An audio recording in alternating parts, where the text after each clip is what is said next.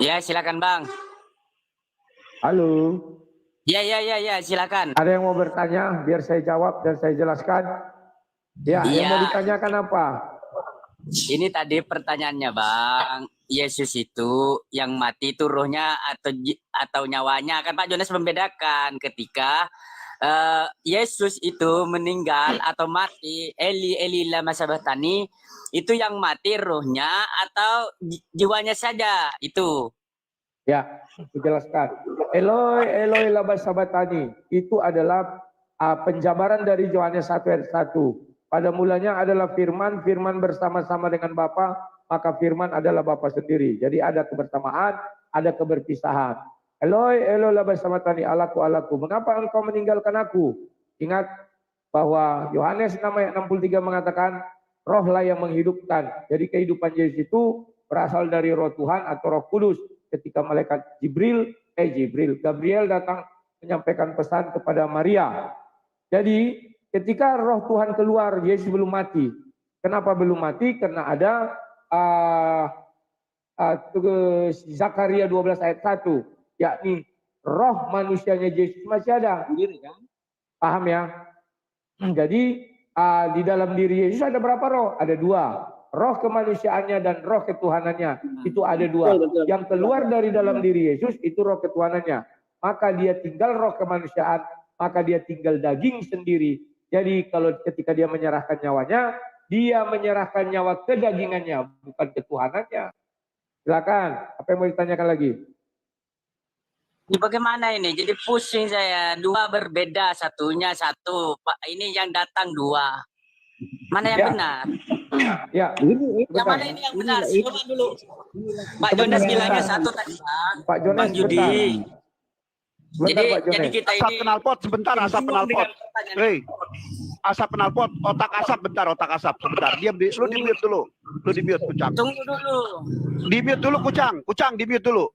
Di mute dulu lu. Tuh Bang, itu coba dulu itu. Berisik. Lu di mute aja, lu mute. Gak usah ikut ngomong. Saya ikut pendeta. Pak Iwan salah. Pak Iwan salah. Pak Anwar.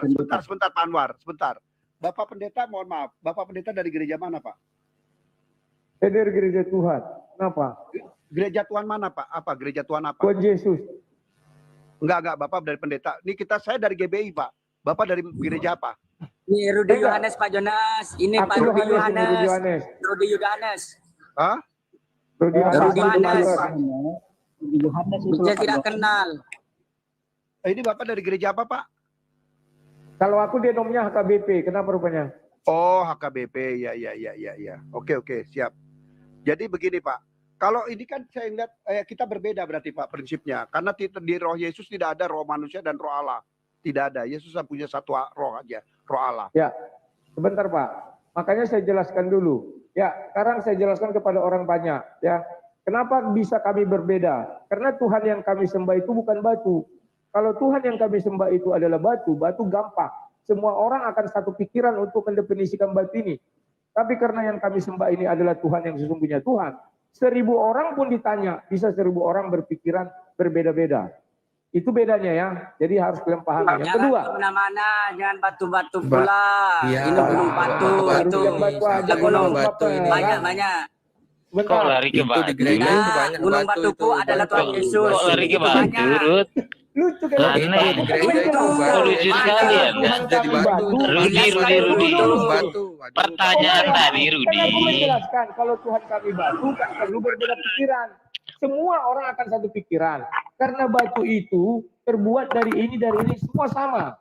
Tapi kalau Tuhan itu tidak bisa kita pikirkan satu orang sama semua pikirannya, nggak bisa. Wah, berhala ini. Iya, berhala, betul, berhala. Oke, sekarang saya lanjutkan ya. Kenapa saya katakan di dalam diri Yesus ada dua roh? Pertama, Yohanes 1 ayat 1, pada mulanya adalah firman, firman bersama-sama dengan Bapa, maka firman itu adalah Bapa. Di situ mengatakan bahwa Yesus itu firman. Kalau bersama-sama dengan Bapa itu adalah Tuhan itu sendiri. Oke, maka disitulah ketuhanan Yesus. Yohanes 1 ayat 14 dikatakan, firman menjadi manusia. Disitulah kemanusiaan Yesus. Jadi kalau kita mau berbicara bahwa Yesus itu 100% Tuhan, itu Yohanes 1 ayat 1. 100% manusia, Yohanes 1 ayat 14. Karena dia manusia, Maka Alkitab mengatakan di Zakaria 12 ayat 1, roh manusia itu juga berasal dari Tuhan. Semuanya berasal dari Tuhan. Dan yang bisa mati itu adalah apa manusianya, kemanusiaannya. Tuhannya nggak bisa. Silakan. Assalamualaikum warahmatullahi wabarakatuh. 100% berapa persen Pak Rudi? Waalaikumsalam warahmatullahi wabarakatuh. Oke, Pak Pendeta, kita mohon maaf. ketemu lagi Bang Rudi. Ya, saya mau tanya, Yesus ini sebenarnya Tuhannya yang mana ya? Saya sedikit agak apa ya, sulit saya mencari di mana ketuhanan Yesus ini. Apakah dagingnya ataukah rohnya? Ya, karena sudah dijelaskan di Yohanes 1 ayat 1 dan Yohanes 1 ayat 14, maka seluruh yang berhubungan dengan kesatuan Yesus dan Bapa di sorga, itulah ketuhanannya. Maka ketika Yesus bicara tentang kerajaan sorga, disitulah ketuhanannya hadir. Tetapi ketika dia berbicara tentang kedagingan, contoh makan, minum, tidur, berjalan, itu segala macam, itu adalah kemanusiaannya. Terima kasih. Silakan. Jadi pada saat dia hidup di dunia itu Tuhannya on off gitu, yang tidak muncul gitu, Bang.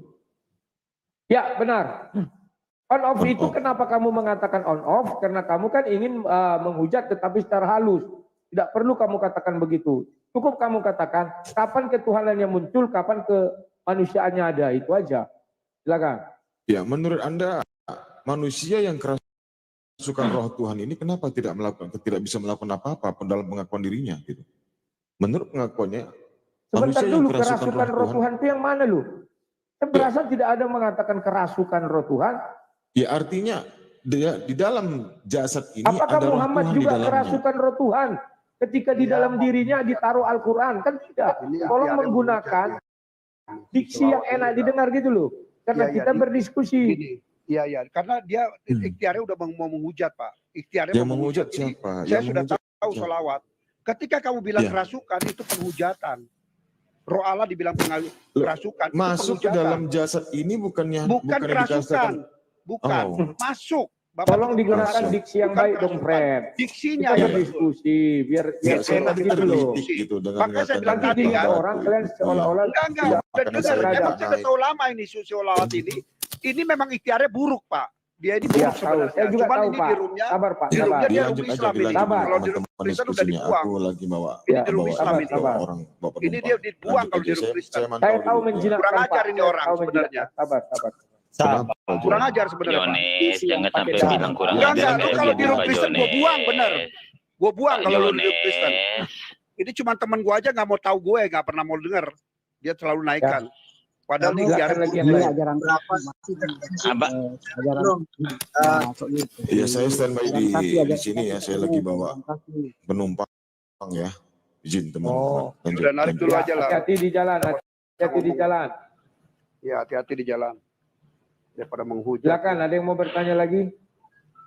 enggak, yang jadi pertanyaan tadi Abang Rudi sama Pak Jones, definisinya roh itu apa? Definisinya nyawa itu apa? Karena dibilang tadi Pak Ayubi, di saat Yesus itu Eli lama abaktani, masih ada roh di dalamnya, belum keluar. Karena masih ngomong, masih belum mati kan? Masih ada, berarti masih ada ketuhannya di dalam. Kenapa masih dia bilang begitu? Oke, dijelaskan. Definisi roh itu bagaimana? Di dalam Alkitab dijelaskan ada dua jenis roh. Roh yang dari Tuhan ya, sebentar. Roh dalam tulisan besar itu roh dari Tuhan. Roh dari dalam tulisan kecil itu roh manusia itu sendiri. Atau ada satu lagi di luarnya itu namanya roh setan atau iblis. Ya. Jadi sebenarnya ada tiga roh. Tapi yang di dalam diri Yesus itu hanya ada dua, roh Tuhan dan roh kemanusiaannya. Ya. Yohanes 6 ayat 63 dengan tegas mengatakan roh lah yang menghidupkan. Roh Tuhan lah yang menghidupkan kita semua. Jadi itu yang membuat kita hidup. Ya. Nah, Maaf saya potong. Tadi 5 menit yang lalu Anda bilang cuma satu. Yaitu siapa bilang Bapak satu? itu. Ya, Saya bilang 5 dua menit yang dari lalu. tadi. Hanya satu. Zakaria, sebentar dulu. Hanya. Roh Tuhan Eloi Eloi lebat sama tadi itu yang keluar. Yang berarti definisi. Saya- Ah? Sebentar. Enggak, saya Kalau mendengar satu. kalian bicara nyawa, bicara lagi jiwa, itu memang berbeda. Kalau roh memang identik hampir sama dengan roh, dengan nyawa, hampir sama. Tetapi perbedaannya kan ada yang menyangkut kerohanian dan ada yang menyangkut keduniawian. Silakan. Ya, gini Ingat Pak ya, Rudi, tadi saya membilang dua roh, nggak pernah satu ya. Saya bilang satu roh. Saya bilang Oh, satu roh. Bapak yang bilang. Sebentar, saya jelaskan. Pak Rudi sebentar, teman-teman sebentar dulu. Gunung Batu sebentar ya. Saya jelaskan dulu, Bang Ansor sebentar. Bang Solawat dengan Yohanes 10 dan kelahiran Yesus di Matius 1 ayat 17-18 itu, atau Lukas 2 ya, ayat kelahiran Yesus. Nah, itu tidak inline. Karena begini, dalam kelahiran Yesus sudah disampaikan bahwa Yesus lahir dari Roh Kudus. Itu cuma satu rohnya, Roh Kudus. Satu. Yang kedua, di Yohanes 10 ayat 17-18 itu dinyatakan bahwa Yesus punya kuasa memberikan dan menyerahkan nyawanya, mengambil dan menyerahkan nyawanya sendiri. Di Yohanes 10 ayat 17-18. Jadi tidak ada roh lagi dua di Yesus. Yesus cuma punya ada satu roh, roh Allah di dalam diri dia.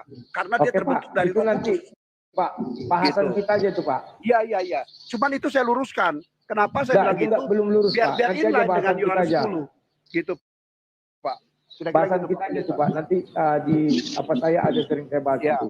Kenapa saya katakan dua, kenapa satu? Bukan, Saya karena penganut paham Tritunggal, bukan oneness.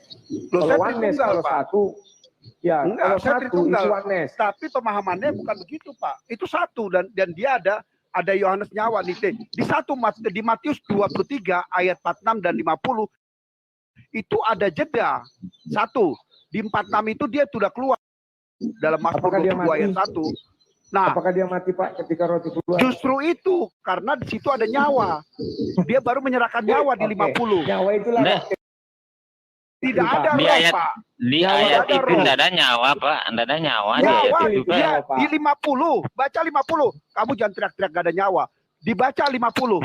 Itu Matius Coba. 23 ayat 50. Coba dibaca, Pak. Baca. Nih saya bacain. Sebentar. Kamu jangan teriak-teriak. Saya bacakan.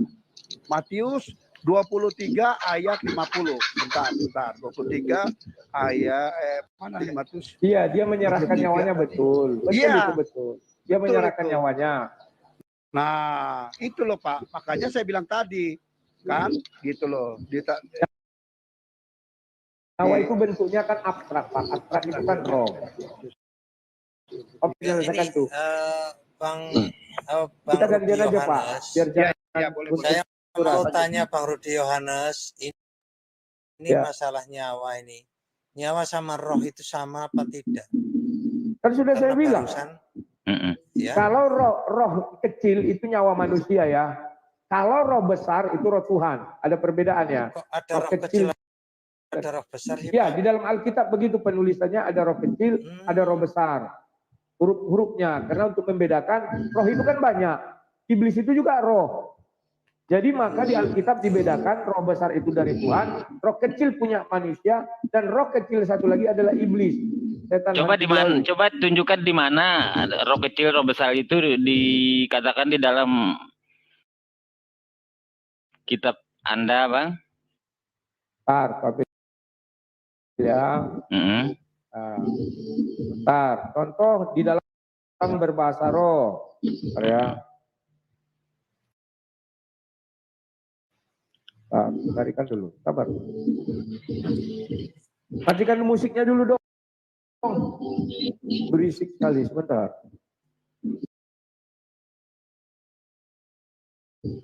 Izin. Karena aku siarkan di YouTube, nanti kena strike. Halo? Nah, contoh di Kisah Para Rasul 10 ayat 46. Dikatakan sebab mereka mendengar orang-orang itu berkata dalam bahasa roh. Roh di situ dikatakan roh kecil ya. Kisah Para Rasul 2 ayat 4 juga bicara tentang roh tapi roh besar. Ya. Nah, itu contohnya. Silakan apa lagi? Bisa jelaskan bahasa roh itu gimana? Oh, kita lari ke bahasa roh. Ya kan Atau Anda masih menunjukkan ada? bahasa roh. Lagi bahasa roh Kan lagi harus Pak. ada- Walaupun Anda Contoh kan contoh.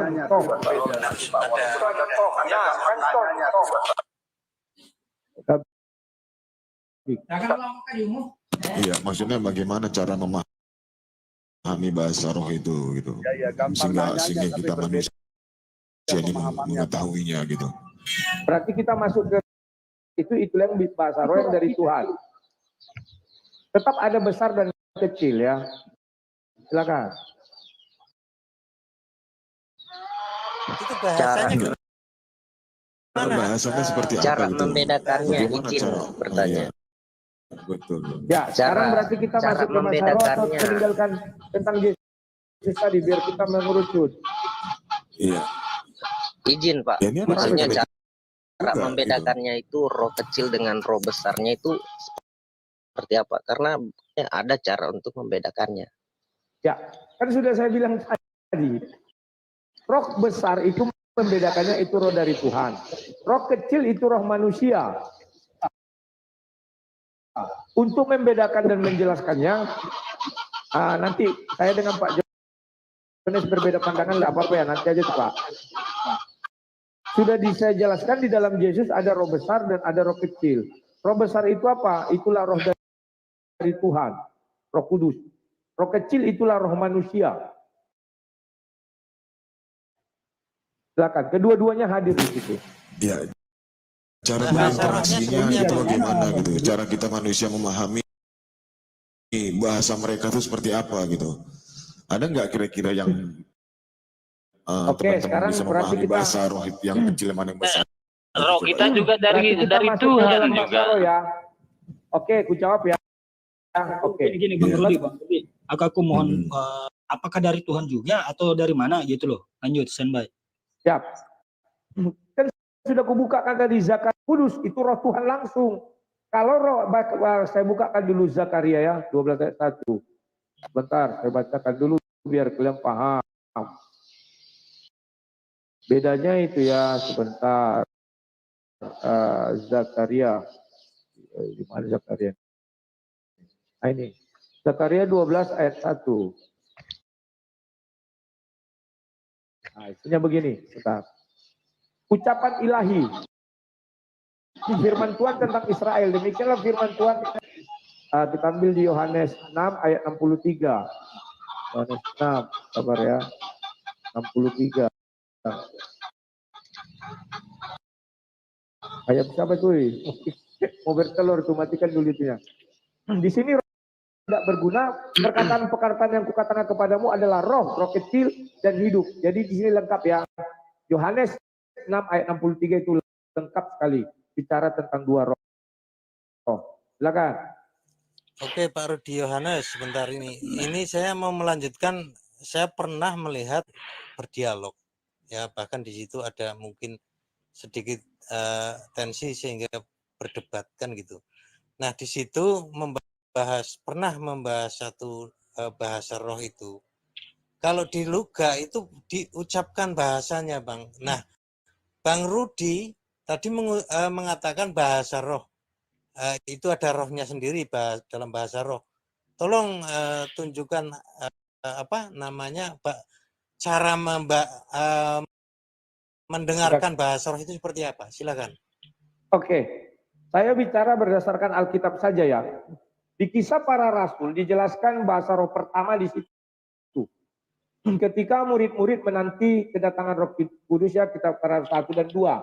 Di situ mereka mengerti bahasa-bahasa bangsa lain. Contoh, di hadapan saya ada seorang Cina, saya orang Batak. Saya mengerti apa yang diucapkan orang Cina ini. Itulah bahasa roh, roh besar, Roh Kudus. Ya, kalau aku buka dari Kisah Para Rasul sebentar, Para Rasul 11 ayat 2, Para Rasul 2 ayat 11. Nah, Para Rasul 2 ayat 11 biar lebih lengkap ya. Baik orang Yahudi maupun penganut agama Yahudi sendiri tentang perbuatan-perbuatan besar yang dilakukan oleh Allah ya. Inilah mereka tercengang-cengang katanya. Jadi apapun yang kau ucapkan orang mengerti, itulah bahasa roh. Maka kami meyakini kami nanti di sorga tidak berbahasa bangsa di dunia tetapi berbahasa roh. Apapun yang kami ucapkan kami saling mengerti, itulah bahasa roh. Kemudian kalau bahasa roh Sebentar. apa ketika Izin. Itu la ilaha illallah ini DI. Dulu itu ada mesin money. DI. Hah? Itu ada mesin bunyi. Nah itu. Ya. Jadi gini Bang Rudi, ketika Anda menjelaskan hanya masalah saya berhadapan orang Rusia, Cina, Amerika, walaupun saya tidak tahu bahasa Inggris, tidak tahu bahasa Cina, ketika dia berkata, saya tahu maknanya, artinya apa gitu, maksud bahasa roh itu ya, Pak Rudi ya? Ya, dia mengerti apa yang diucapkan. Oh, Itu bahasa roh dari Tuhan. Diucapkan berarti kami, saya ini punya bahasa roh begitu ya, karena saya tahu apa yang mereka katakan kan gitu. Ya, itu bahasa roh Ya. besar. Sekarang bahasa roh kecil sebentar. Kan biar lebih jelas. Kalau bahasa roh kecil itu hanya kita dengan Tuhan yang tahu. Nah, itulah kalau kalian dengar si Ruga bicara, si raba-raba, itu dia juga tambunan itu. Dia dengan Tuhan Ya, yang tahu. makanya berarti Aku ini nggak tahu. bukan raba-raba, artinya Anda menjelaskan dengan kalimat lain, artinya bahasa roh itu karena mengetahui bahasa yang tidak kita mengerti kan gitu. Betul, itu Nah, bahasa kita roh, tahu. bahasa roh besar ya. Tolong dibedakan bahasa roh besar dengan bahasa roh kecil. Silakan.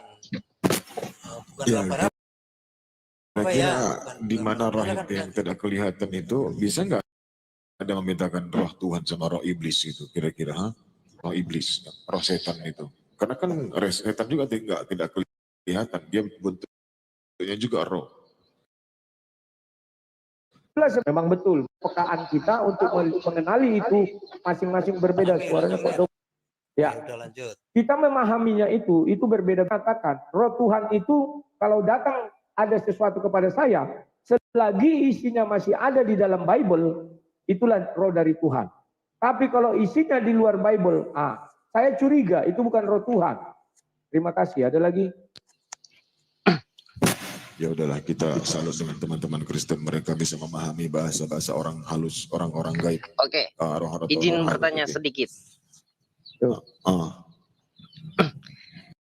Tadi sempat saya dengar tuh, ketika kita di akhirat nanti kita tidak akan lagi berbahasa seperti ini. Kita akan berbahasa bagaimana layaknya sebagai bahasa roh. Pertanyaan saya singkat sih. Roh itu untuk dikenali di dunia seperti apa? Karena Tuhan menciptakan di dalam ilmu hakiki, ajaran hakiki, wahai Muhammad, inna anzalnaka ila rahmatan il alamin. Tidak kuciptakan engkau. Terus ketika Nabi Adam ditiupkan roh ke dalam tubuh, yang dia lihat hanya adalah dia katakan, wahai Tuhan, sesungguhnya siapakah itu roh? Muhammad berkata, Tuhan berkata, wahai Muhammad, ketika ada yang bertanya tentang roh, tanyalah bahwa roh itu adalah urusanku, bukan urusanmu.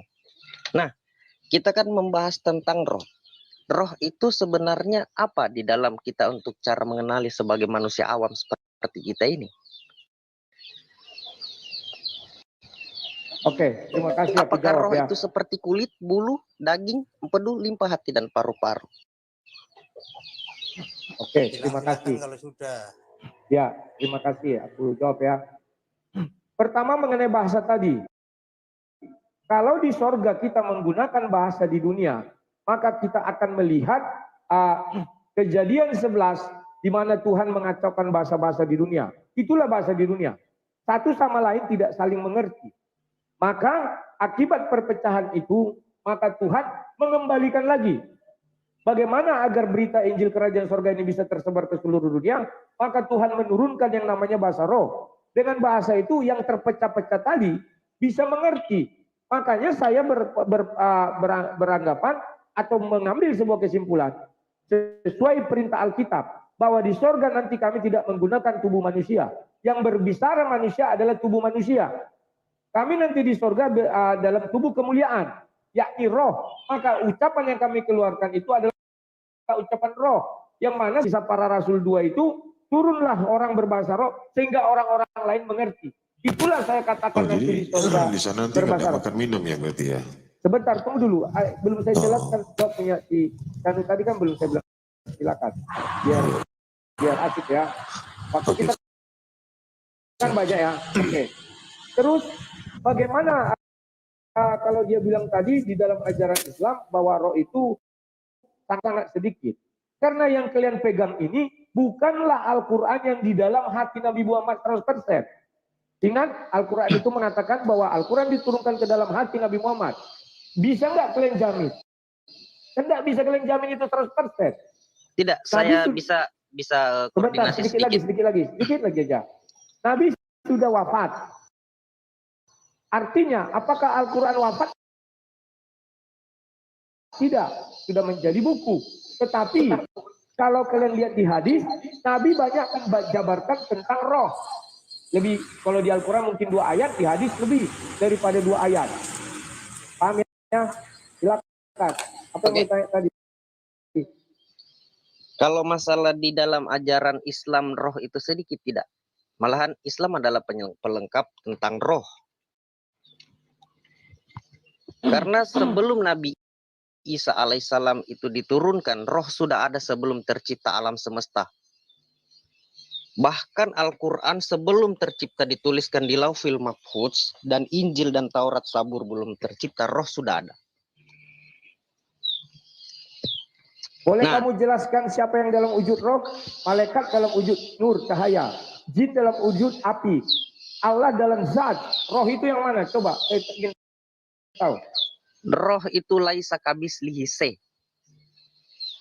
Ayatnya? Tidak berbentuk, tidak berwujud, dan tidak berhuruf. Tolong beri ayat Al-Quran.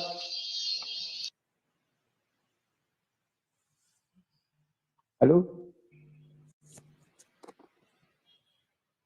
Dia mental kali. Ya, jangan kalian coba-coba menjabarkan roh daripada Al-Quran. Karena Al-Quran mengatakan itu urusan ya, Tuhan. tentang roh kami Bukan memang urusan manusia. tidak diberikan sampai jauh tentang keilmuan. Ya, betul. Saya setuju. Makanya jangan coba-coba. Karena sesuatu Jangan yang tidak coba-coba bisa kalian dilihat. jabarkan. Ya, Memang sesuatu yang tidak bisa dilihat. Bagaimana mungkin kita bisa menggambarkannya?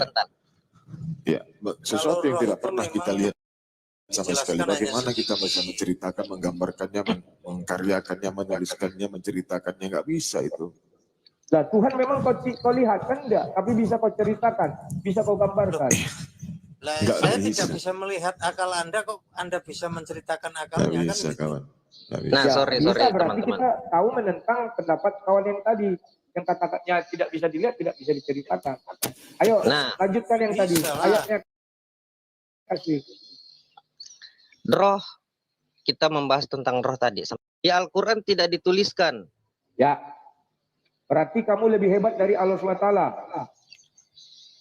Karena Nabi Muhammad SAW sebelum meninggalkan cuma dia berpesan, ada 2 amanah yang saya simpankan kepada umatku, yaitu hadis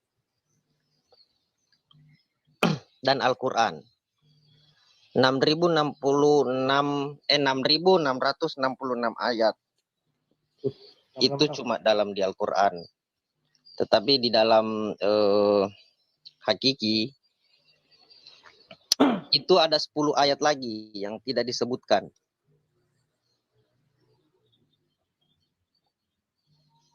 Dan roh itu adalah rahasia Tuhan sendiri. Kita sebagai umat manusia tidak mungkin bisa keterbatasan untuk melampaui Tuhan untuk pembahasan roh. Pertanyaan saya, roh itu seperti Tunggu apa? dulu. Kamu katakan roh itu milik Tuhan sendiri.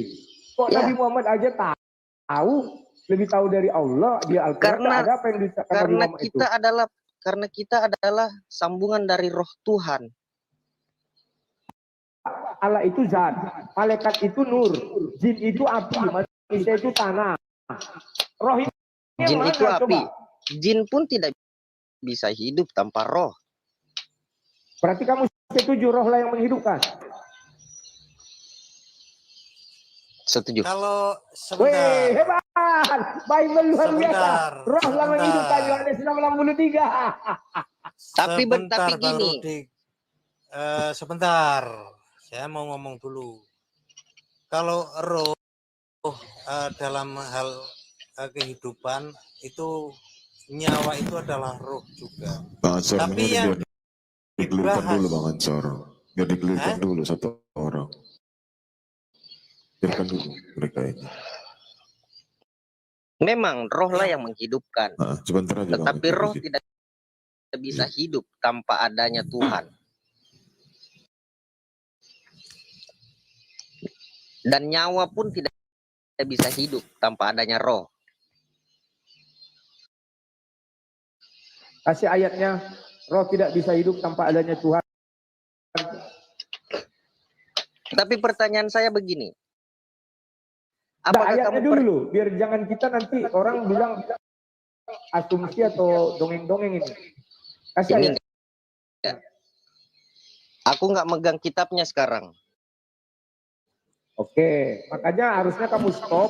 Rahasia roh itu milik Tuhan, kami tidak tahu karena dibilang sedikit. Kalau Bang kamu panjang-panjangkan, artinya kamu mau melampaui akal Erik. Tuhan. Ya siap. Oh, Ini kan tadi membahas masalah roh.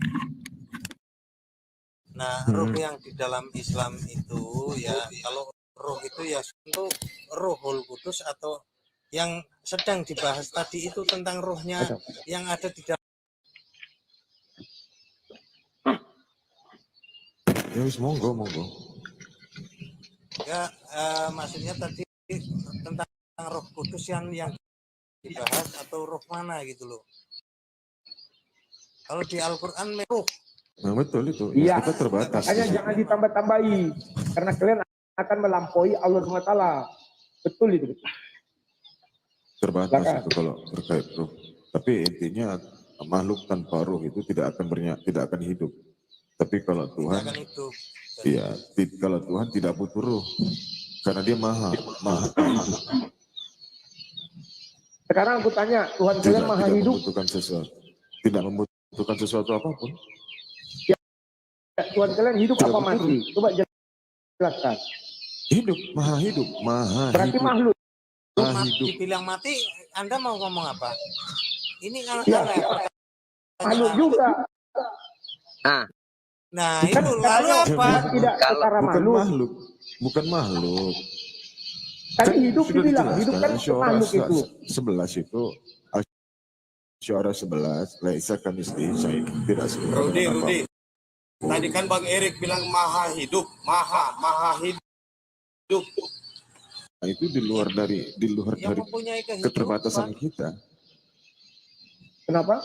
Di luar dari keterbatasan kita makhluknya. Pak, Tuhan kan punya keterbatasan, Tuhanmu. Tidak ada. Bisa nggak Tuhan, turun ke bumi ini menjadi Tuhan kami manusia? tidak mempunyai batas. Nah, Coba lah, bisa nggak turun ke bumi ini menjadi manusia? Tidak gini. Tuhan itu mustahil baginya untuk itu melakukan mustahil Ya. baginya, karena gini. Tapi katanya tidak ada yang Ketika di mustahil dalam- bagi Tuhan. Berarti di kalau dalam- mustahil ya terbatas. Di dalam Iya. Sekarang Al-Qiyamah gini, kita harus luruskan dulu. Arti mustahil ini menurut definisi Anda apa gitu? Kalau mustahil itu tidak mampu. Kalau Mustahil tidak ada ini- yang mustahil, tidak ada yang dapat. Semuanya dapat dilakukannya, gitulah kira-kira. Sekarang gini Bang Rudi, Bukan sebentar. tidak mampu. Semuanya sebentar. Bang Rudi, ketika kita bilang maha, itu yang terbaik apa yang terjelek? Ya. Pasti yang Baik, berarti kalau maha besar, apakah dia maha kecil? ya. Mustahil Sekarang kan buktikan kalau dia dulu maha maha kecil. besarnya. Contoh. Ini kan bicara maha dulu. Anda kan mendefinisikan. Iya, kalau Maha besar itu tidak maha mendengar, apakah dia maha tidak mendengar? Kalau maha melihat, apakah dia tidak bisa melihat? Kan begitu definisinya. Kan gitu loh cara ini mengatakan maha. Itu kan dari sekarang maha segalanya. besar itu apa maksudnya maha besar? Itu dulu, coba jelaskan kepada kami. Maha besar Saya tidak dia akan itu membantah. tidak bisa tidak lah. Yuk dilanjut tuh nanti tabrakan. Buktinya tadi Lanjut, kalau Bang Erik. menjangkau Tuhan kalian, kan bisa kalian bilang ada roh, ada ini. Itu kan menjangkau Tuhan. Gimana sih? Siapa? Mana kamu? Lah kan, Maha tanya aku dong. Maha hidup itu ya di atas dari di luar nalar manusia, dan tidak ada satupun manusia yang mampu melewati lampauan itu, karena kita adalah sosok manusia yang Oke, apa buktinya Tuhanmu hidup? Maha hidup. apa buktinya Tuhan kita hidup? Apa buktinya juga alam semesta ini apakah ada yang bikin? Ya, jawablah, aku tak tahu. Mana tahu Nah, kalian bilang teori Big Bang. Teori Big Bang di dunia ini tidak begitulah kita seorang manusia. Kita saja tidak tahu apakah kok alam semesta ini tercipta sendiri. Gitu. Aku tak tahu. Apakah siang malam ini, apakah siang malam ini, iya, apakah siang dan malam itu terjadi sendiri? Apakah rambut kita, kuku yang makin lama makin panjang itu, apakah kita sendiri yang Berarti buat? Tuhan yang menumbuhkan Apakah kita rambut. semakin lama semakin tua itu, apa kita sendiri yang buat? Berarti Tuhan yang menumbuhkan rambut. Begitu. Maka dikatakan maha hidup. Iya. Pertumbuhan gigi, ayo. Siapa yang menang pertumbuhan gigi? Bang Erik, jangan mau ditanya terus. Pakai Firdaus saja. Firdaus itu Jangan mau penumbuh. ditanya terus. Si Rudi, dia maunya Nggak tanya apa-apa, terus nggak itu. Mana ada aku bilang dari Biar tadi aja, silakan tanya. Si Aku Rudi bilang tuh nggak mau maunya kalian nanya tanya. terus loh. Iya, nggak apa-apa, Kan biar aku aja, bilang biar silakan aja. tanya. Kalian nggak mau nanya. Ya, Silakan tanya. Kan saya tadi mau bilang. punya Rudi, segalanya. kau Termasuk menyamakan Tuhan mempunyai Yesus segala dengan manusia Enggak, dan makhluk. oke. Dengar, oke. Aku bertanya kepada ini, kita pindah ke definisi tentang ketuhanan. Ya. Kamu bilang Tuhan kami maha hidup berarti makhluk. Pertanyaan saya begini, wajarkah seorang pencipta, ya kan? Wajarkah seorang pencipta bentuk dengan hambanya? Berarti Tuhanmu sama dengan dirimu, ya kan? Karena bentuk sama, tangan pun sama, penglihatan, rambut, berarti sama dong. Ya. Aku jawab. Ya. Tuhan kami kan sudah menjelaskan di Berarti Kejadian 1 Tuhan ayat dengan 6. kamu tidak ada perbedaannya, sama-sama berjalan di atas tanah. Sementara Tuhan kami, dia tanpa harus di luar dari jangkauan kami, karena dia maha besar, maha suci, dan maha segalanya. Sama-sama berkelamin juga. Karena Oke, Tuhan itu jelas. tidak bisa seperti kita yang harusnya ada kesamaannya. Pasti kalau Tuhan itu dia lebih dari kita sebagai umat, sebagai hamba. Oke, aku jelaskan. Ya, kalau kamu tanya saya selalu merujuk kepada Bible. Kejadian 1 ayat 26. Baiklah kita menjadikan manusia serupa dan segambar dengan. Ketika Adam diciptakan dia tunggal. Ketika Adam diciptakan dia abadi, tidak akan mati. Karena dia di Kenapa tempat bukan Adam aja yang disembah? Dengar dulu dong penjelasan saya. Ya, ketika Adam itu diciptakan dia tidak ada perintah untuk mati, dia hidup abadi, tetapi setelah dibuat, matikan dulu mikir dong. Ketika dibuat sebuah pohon itu, pada hari yang kau memakannya engkau akan mati. Disitulah kami tidak selevel dengan Tuhan lagi.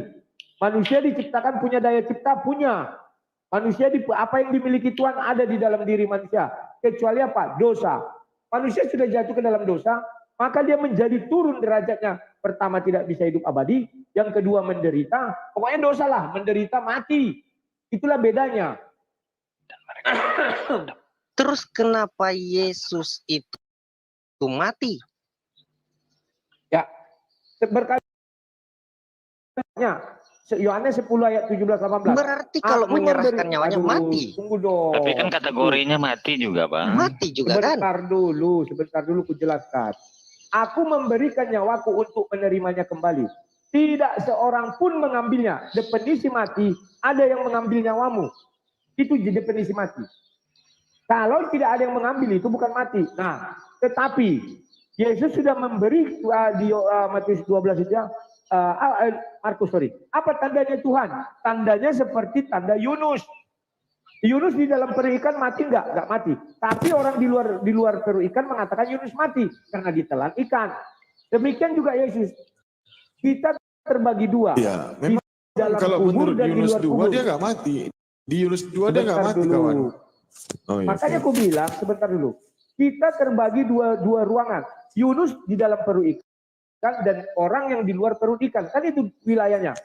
Yang di perut ikan Yunus menceritakan di Yunus 2 dia berdoa kan. Nah, sama dengan Yesus. Orang di luar kubur mengatakan Yesus mati. Tapi begitu pintu kubur ditutup, kita kan tidak tahu. Maka Yesus mengatakan seperti Yunus. Itulah sebabnya ketika murid-murid datang dan wanita-wanita itu datang, mana Tuhanku yang terbaring di sini yang mati? Siapa yang mati kata malaikat? Malaikat itu adalah orang di dalam kubur. Oposisi dalam kubur, kita di luar kubur.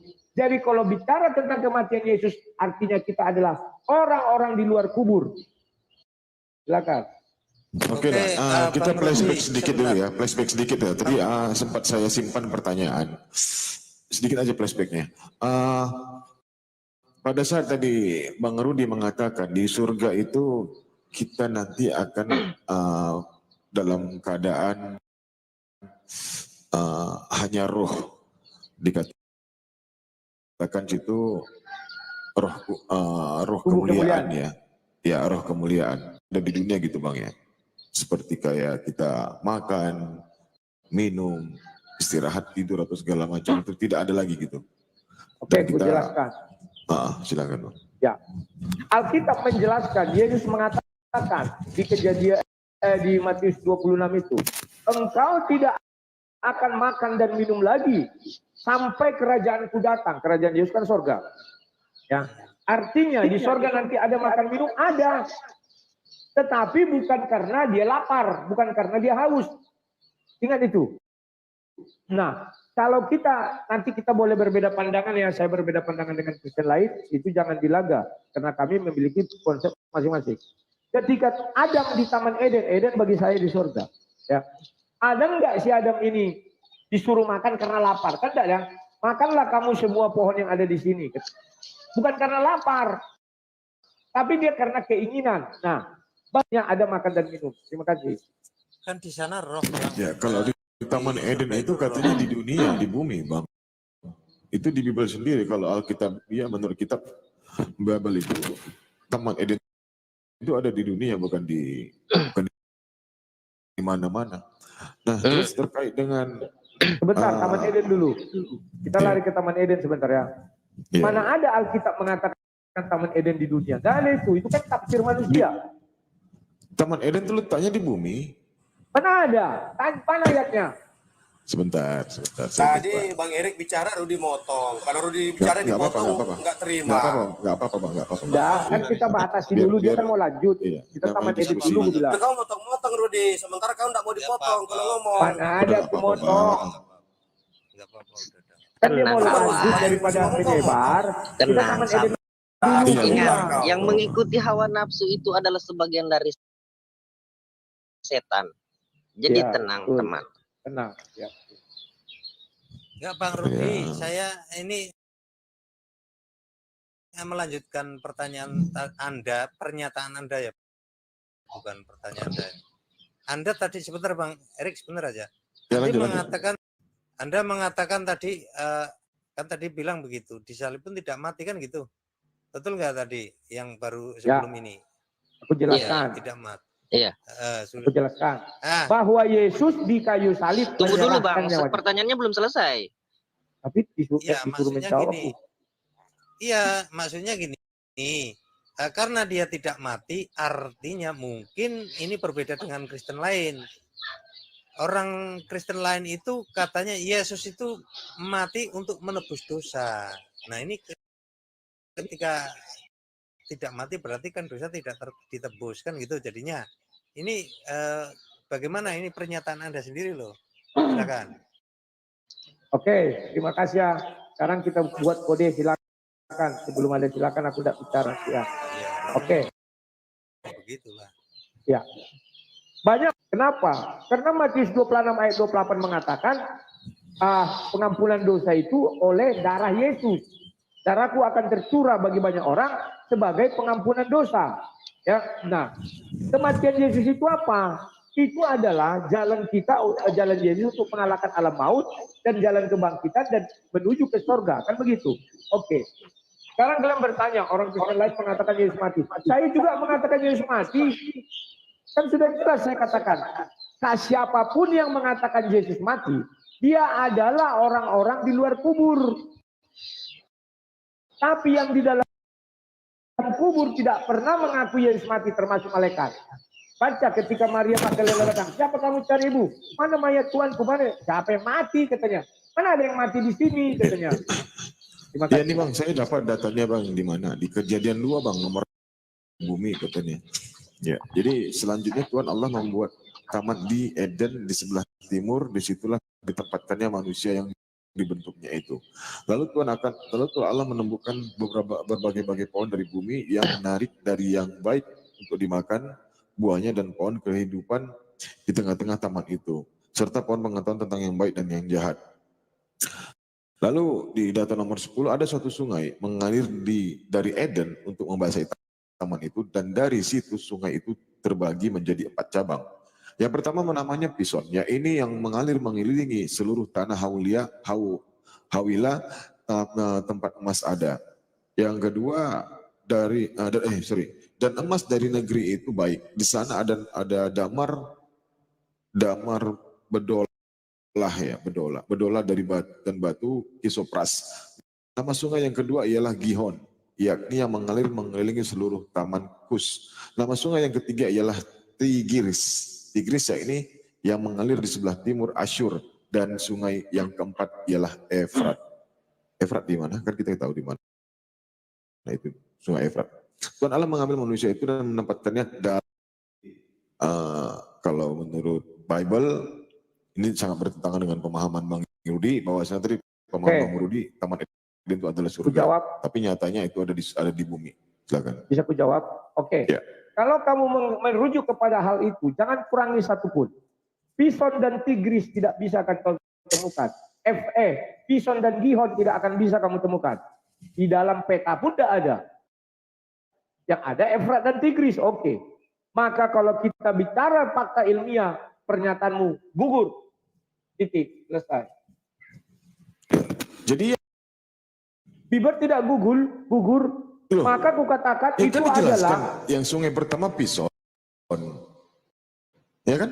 Kan ada. Kan pernyataan Bible, bukan saya kan membaca.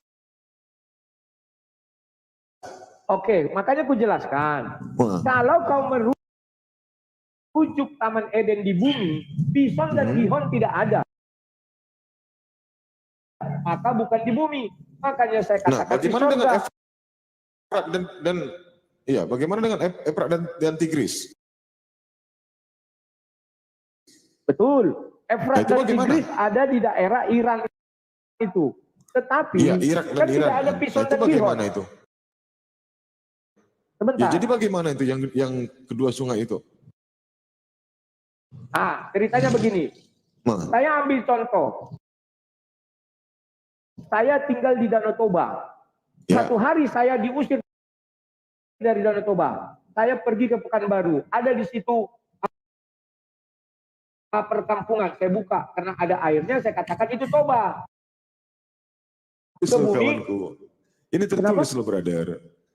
Tertulis di sini. Kita hanya sekedar membaca. Kan tertulis juga ada Pison dan tafsir. Nah, harusnya kau tanya. Apa yang membuat ditafsir lagi. Apa yang Tafsirnya membuat mana aku ya? Biar saya tahu. Percaya Taman Eden di surga. Kenapa? Saya nggak menafsir. Ya. Maka dibuat di situ diambil tanaman dari bumi, bukan di bumi. Dari bumi sumber tanaman itu, artinya dia bukan di bumi. Kan sudah kau baca tadi. Ya lalu sungai Efrat dan sungai Tigris ini gimana ceritanya gitu? Kan sudah aku jelaskan, Apakah- Adam dulu di Taman Eden ada nama 4 sungai itu. Ketika Iya. dia diusir dari Taman Artinya Eden, di Taman Eden itu ada mengalir 4 sungai. iya, sekarang di bumi kan hanya Iya. 2. Kurang 2 lagi. Artinya Adam Dua menamai 2 lagi sungai menurut itu. pemahaman Kristen yang lain, 2 lagi ini sudah habis pada saat zaman Nuh Ya, atau Noah. makanya aku bilang sama kalian, Kristen lain biarkan. Kita sedang berbicara sama Rudy Kenapa Lamer. Kristen lain? Ya, siap. Silakan. Jadi artinya di surga itu roh ini Pak tadi Rudi bisa makan dan ini minum ya? karena dia, ya, hargai Ya? Pak Rudi ini kan beda dengan yang Iya lain. Bang Rudi. Iya benar. Kenapa? Jadi roh nanti yang berada di dalam surga ini yang mengimani Yesus sebagai Tuhan itu yang sudah diselamatkan masuk ke surga, yang adalah wujud ruh atau sama dikatakan seperti malaikat ya, itu bisa makan dan minum juga berarti ya kesimpulannya. Ya bisa, Yesus yang bilang kok, engkau Oh, iya, akan makan betul, dan iya. minum sampai kerajaanku datang katanya. Kita Nah, makan ini dan lain minum ini di sama yang kerajaan lain itu. ini beda ini sama yang lain aku udah bingung. Tak apa-apa beda. Maka si Jones turun deh tadi.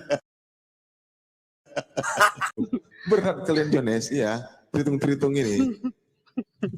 Ya, paham aja lah, nggak apa-apa. Kalau mereka imannya mereka Bang, ya selama kita berdiskusi, mereka nanti akan menjadi seperti malaikat, ruh Bang. Nah iya, tidak ada makan dan Malaikat minum, itu tapi terbantah tidak Bang. kawin mawin. Mereka tidak alkitabiah. Di Matius 8 nomor 11, Ibrahim, Ishak dan Yakub itu didatangi orang dari penjuru barat dan timur, dan mereka makan bersama di sana di kerajaan surga. Di Matius 8 nomor 11 loh. Yang tidak Makanya, Bang. ada, sebentar, yang tidak ada ya, itu lanjut. kawin mawin. Nah, boleh saja.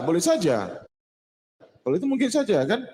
Kok bukan mungkin aja, memang nggak ada, hidupnya seperti kurang. Kalau makan minum ada aku bilang. Nah itu. Tidak masalah makan minum.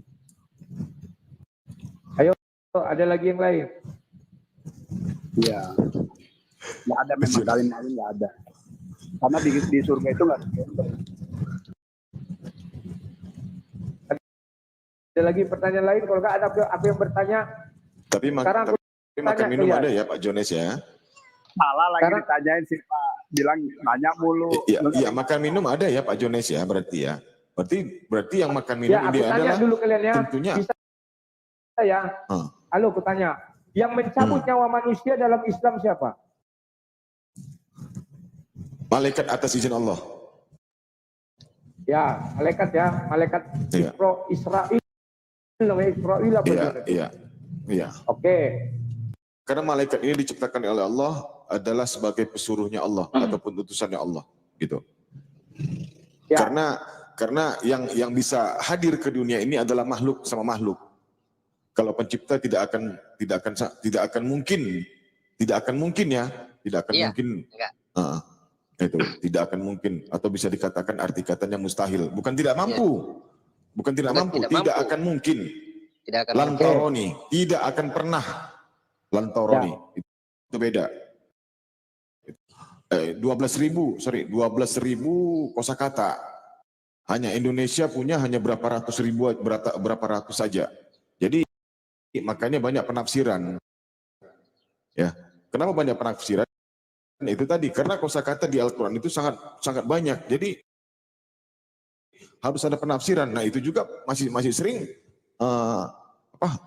beberapa orang yang mau nafsirkan ini, para ulama menafsirkan itu banyak beda-beda. Terima kasih Min. Oke, aku tanya lagi ya. Oke. Tadi kamu bilang malaikat Israel itu ya. Sekarang kerja iblis apa?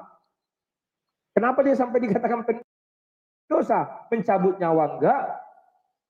Coba jelaskan dulu. Kerja iblis itu, kerja iblis. Iya. Oh, kerja iblis itu ada di surah Al-A'raf ayat 12 sampai ke 17 sampai ke 18 kalau nggak salah itu. Dia kerjanya menggoda, bahkan dia mengatakan kepada Allah, banyak di antara umat manusia tidak bersyukur kepadamu. Itu katanya. Ya. Sekarang kalau ada orang bunuh diri atau dibunuh, mereka Israel yang mencabut nyawanya atau orang yang bunuh-bunuhan itu? orang Iya, bunuh diri itu? tetap itu diambil nyawanya oleh malaikat. Karena malaikat ini selalu berdampingan dengan kita. Selalu dari kita dalam kandungan, dari mulai kita diberikan ruh ke dalam rahim ibu kita, itu kita sudah didampingi oleh malaikat sampai kita nanti ya Jangan dulu bicara ruh. Iya, malaikat ini selalu ada kaitannya dengan manusia. Iya. Malaikat ini selalu ada kaitannya dengan manusia. Selalu ada kaitannya. Kita selalu didampingi para malaikat. Dari kita mulai ruh itu masuk ke dalam rahim ibu kita sampai kita nanti berada di tempat yang terakhir, apakah di surga dan neraka. Sampai itu nanti di sana. Oke. Aku ingin tahu dulu biar kita tegaskan. Dalam Islam yang menghidupkan itu apa? Roh. Coba kasih ayatnya, aku ingin tahu. Surah. Ada bang, sajadah ayat 9 Maryam bang. ya, surah Maryam. Bukan. Enggak bang, sajadah ayat 9. Sajadah 9. Ya. Selawat, jangan lo bilang surat cinta ya. Pak Jones salah bisa. Ya, Moy, surat cinta Moy. Mohon dibacakan. Sajadah ayat 9 ya. Silakan dibuka datanya teman-teman. Bacakan. Kemudian dia menyempurnakan. Apa tadi pertanyaannya? Roh. Tadinya bagimu. Tetapi sedikit sekali kamu bersyukur. Oke. Berarti benar ya pertanyaan saya. Roh ini bisa mati apa enggak? Roh itu dikekalkan. Coba roh itu dikekal. Iya, roh itu dikekalkan. Bukan berarti kekal. Kalau itu dengan begitu juga dengan surga dan neraka. Surga dan neraka ini dikekalkan, Bang. Berarti ada yang mengekalkan surga dan neraka ini. Terkait dengan roh dikekalkan itu, berarti ada yang mengekalkan. Siapa? Yang maha kekal, yaitu Allah Subhanahu Wa Taala, gitu Bang. Berarti roh itu kekal ya? Dikekalkan Bang, roh itu dikekalkan. Ya. Nah sekarang kalau kekal sama dengan Tuhan Bang. Ya, sekarang yang menyebabkan manusia mati apa? Takdir, salah satunya. Enggak, yang menyebabkan manusia ini mati apa? Tubuh kita ini dikatakan mati apa? Apa sih definisi mati dalam Islam? Definisi mati ya gampang Bang. Ruh itu terlepas dari jasad. Atau dikatakan dah bosan hidup atau malas bernapas gitu kira-kira Bang kalau pelacitannya. Udah dia roh kita balik lagi ke bahasa Gimana roh. sih Bang ini? Ya kan? Asal definisi. Kita balik lagi ke bahasa roh. Bahasa roh. Tunggu sebentar dulu. Putusan karena rohnya. Tapi ada ayat mengatakan jiwa. Semua yang berjiwa pasti akan mati. Nah, sekarang yang mati rohnya apa jiwanya? Bernyawa. Benar. Bernyawa. Nah, sekarang roh itu roh atau nyawa yang membuat orang mati itu. Sebentar aku parkir mobil, tapi ini ya. Sepertinya harus keluar dulu karena aku menggunakan WiFi ini. Ya izin ya. Gimana suaramu bisa bagus bro? Pakai apa? Pakai soundcard F999. Oh, dibuat di mobil itu ya? Iya, soundcard F999 aku pakai. Tapi ini ya, izin aku mau ke ATM sebentar sih. Jangan ditangkap mobil orang ya, bro. Bro, jangan mobil, iya, aku mau isi minyak. Gak ada uang cash, sorry. Gak usah ditraktir Bang. Bisa isi minyak. Mau minum bensin, pertalite. Aku kirim. Saya nggak lari ya Allah ya Rabbi. Saya nggak lari, ini saya flash ini. Saya pakai ini loh. Ini bentar. Dia tahu. Oke, sekarang jadi kelihatan ya. Ini saya nih pakai WiFi di mobilnya. Nih WiFi colokannya nih. Ya, ini kabelnya. Ini kabelnya bawah ini. Nih kok ini. WiFi di mobil ya? Ya ini soundcard yang saya pakai ini. Fiber optik. Ini soundcard yang saya pakai. Ya, nggak harus ada fiber optik kan? Bisa pakai. Ini apa? Ya. F8S. Ini yang saya pakai sekarang. Mantap ya. Ini WiFi. Ya. Nih, jadi kalau mesin mati, ini ikut mati karena pakai ini lighter loh, pakai lighter. Oh. Saya bukan lari. Nanti saya naik lagi.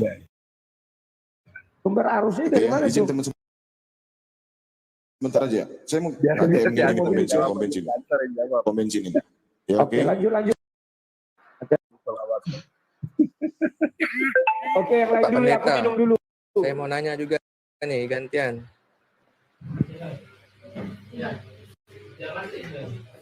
Pak Pendeta, saya mau nanya nih.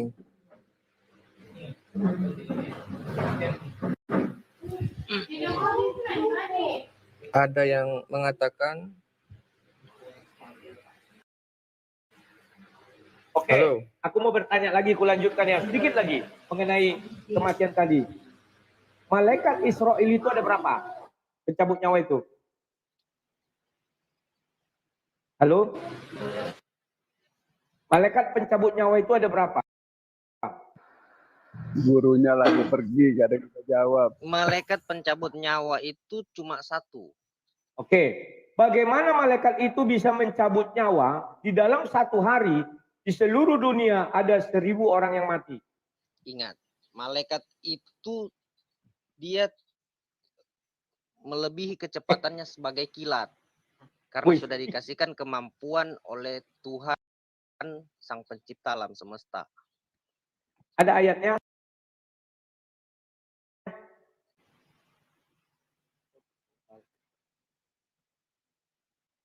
Tes. Berpetal. Jadi malaikat pencabut nyawa Israel kan kayak the flash, kayak kilat. 1000 orang dimatikannya dalam satu persen detik. Kucang Ngonyot naik di Kucang Ngonyot. Kucang, jawab lu tuh pertanyaan. Boleh kasih ayat ya? Ini Kucang berisik banget di belakang. Berapa tuh? Lagi di pantai. Ya, halo. Assalamualaikum warahmatullahi wabarakatuh. Pinggir jalan. Ya, halo. Halo. Ya, halo. Sorry. Bagaimana Bang? Apa pertanyaannya Bang? Pertanyaan saya tadi, Ya, coba. malaikat Israel Apa ada pertanyaannya? berapa? Malaikat Israel ada berapa? Dijawab Oh, satu Bang. Ya. Bagaimana cara Satu. malaikat Israel dalam satu hari di seluruh dunia loh yang mati katakanlah 100.000 orang.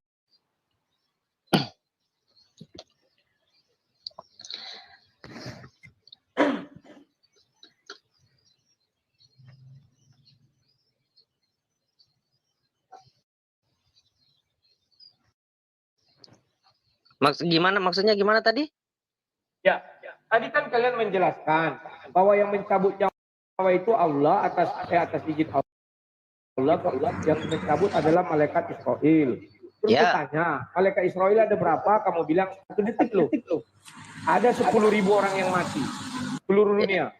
Bagaimana malaikat Israel mencabut nyawa sementara dia cuma satu orang sendiri?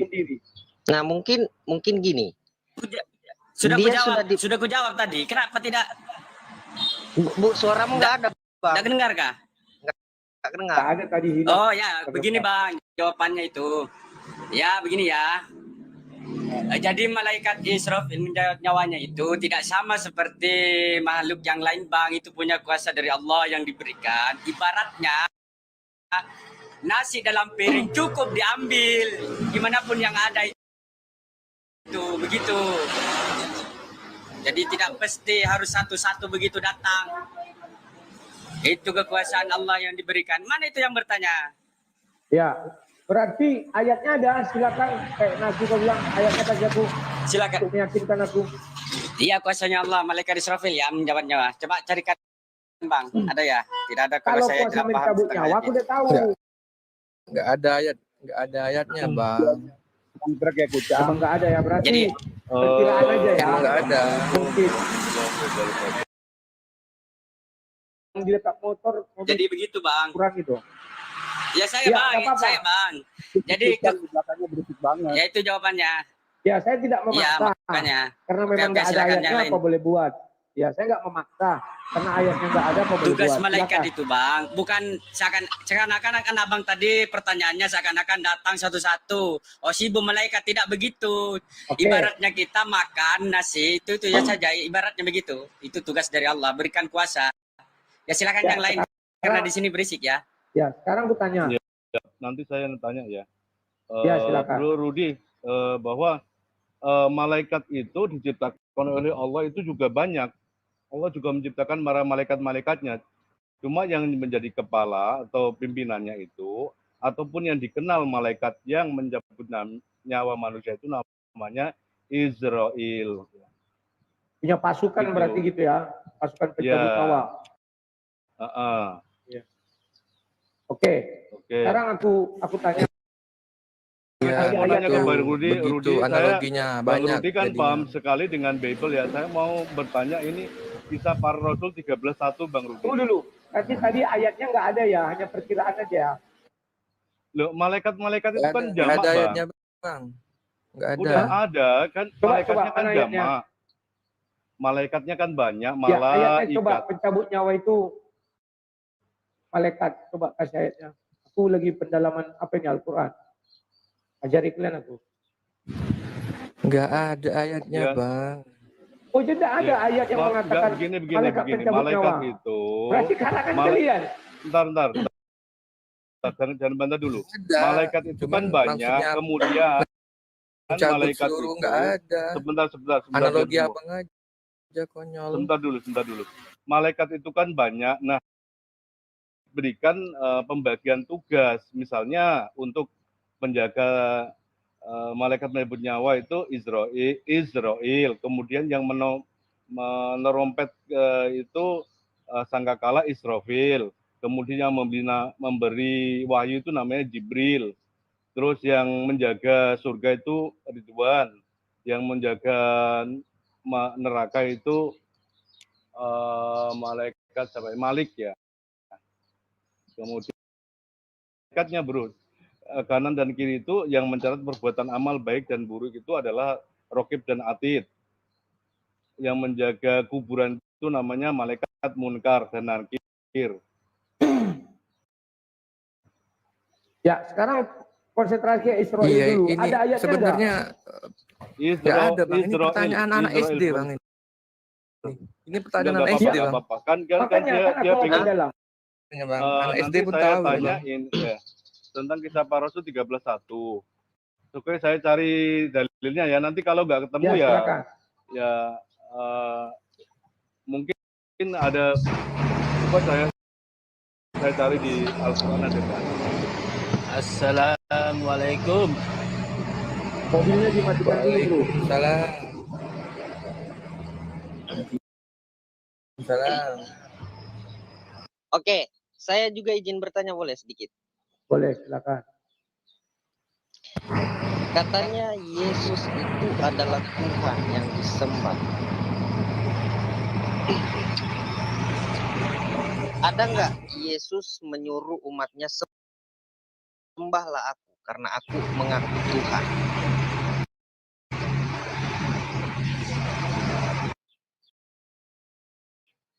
Oke, aku jawab ya. Katanya Yesus adalah Tuhan yang disembah. Pertama-tama sebelum aku menjelaskan itu pahami dulu. Kami sekarang Kristen, Tuhannya ya. dengar dulu dong. Karena Oke. Yesus yang tahun 1 sampai 33 kan tidak ada lagi. Mana ada lagi.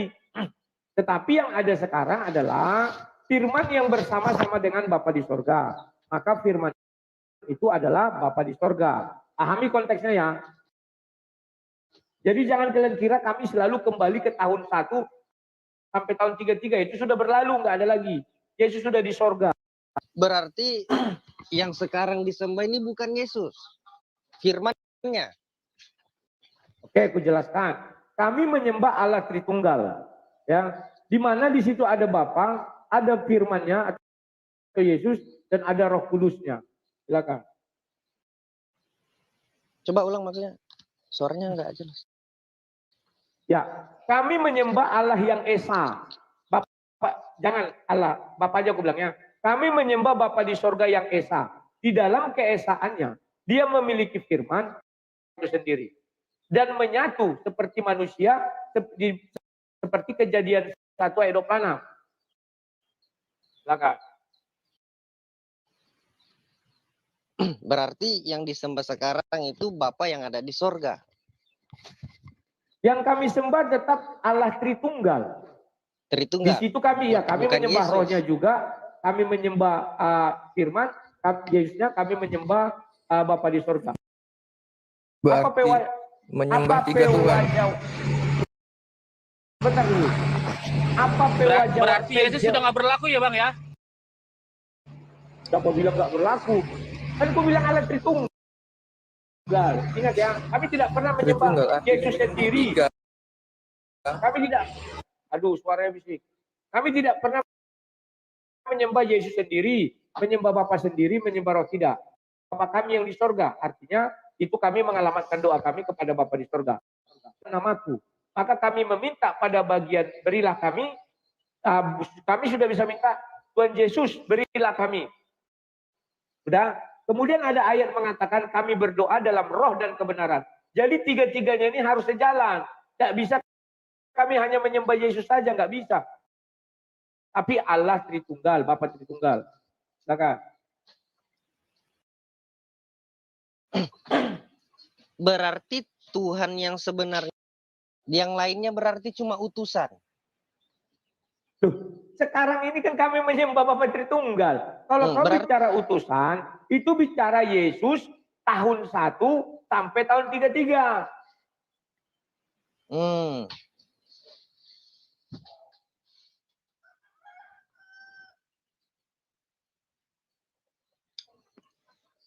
Oke Bang Rudi, bahwa Saya mau nanya Bang lagi Rudi nih, mengatakan pendeta. menyembah roh ya, kan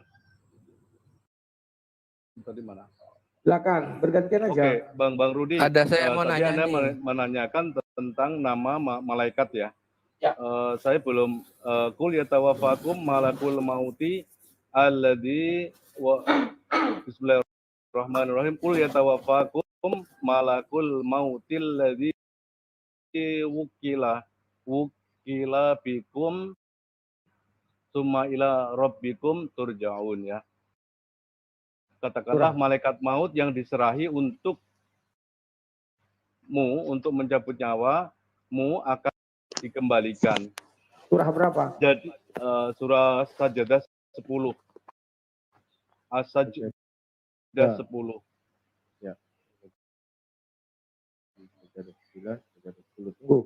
Bentar, 11. As-Sajdah 11. Coba.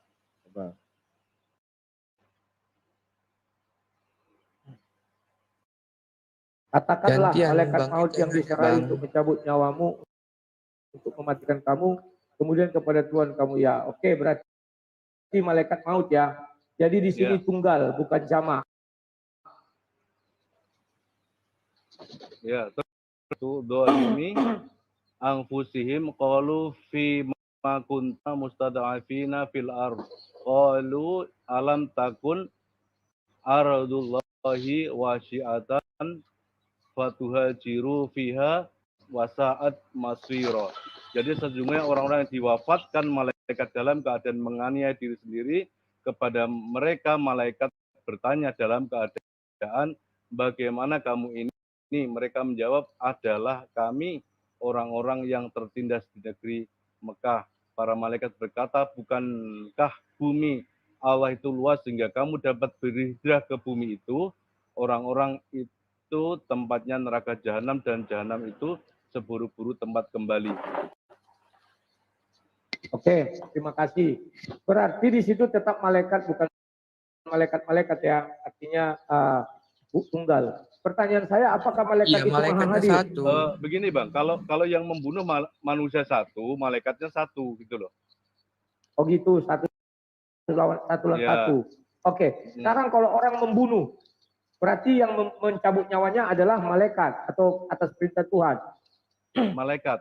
Ya, malaikat berarti, atas perintah Tuhan dong. Malaikat ya, berarti atas perintah Tuhan. Nggak bisa dong kita salahkan orang itu, Tuhan yang mencabut kok. Berarti berbahagia lah ya. Nggak begitu logikanya Bang. Misalnya ada orang bunuh nih, orang membunuh dengan pisau misalnya ataupun senjata itu belum tentu mati dia. Yang mati langsung di tempat. Kalaupun sampai mati, berarti yang bersalahnya adalah manusia. Tetapi mengenai takdir kematian manusia itu adalah takdir yang ditentukan oleh Tuhan dan malaikatnya yang ditugaskan untuk mencabut nyawanya. Ya, berarti kan malaikat yang mencabut nyawanya. Berarti Iya. itu tak Tapi kan berdosa ada dong. kematian yang Bang memang Rudi. benar-benar dicabut. Dan Iya. ada kematian memang yang dipaksakan untuk jiwanya. Tapi Nah, sebab untuk keluar. kematiannya kan manusia, bro. Iya. Apa? Sebab kematiannya kan manusia. Iya, berarti manusia yang mencabut nyawanya kan? Iya. Bukan. Malaikat Alasannya Bukan, itu malaikatnya lah. Oh, ya udahlah. Kalau dia itu Ya, berarti iblis ini patut disanjung karena tidak pernah mencabut nyawa ya. Makanya orang kalau sanjung. meninggal, dia dong nggak pernah cabut nyawa. Tugasnya iblis itu untuk menggoda manusia, bukan untuk mencabut manusia. Ya kan hanya menggoda. Ya, Orang menggoda. orang sakit itu mana ada digoda iblis? Orang Dia sakit. sakit setahun, Ah. habis itu mati. Ya, Bisa berarti saja iblis digoda. ada kejahatannya dong. Iblis Bisa aja itu digoda. kejahatan iblis yang paling nominal teratas itu adalah menggoda.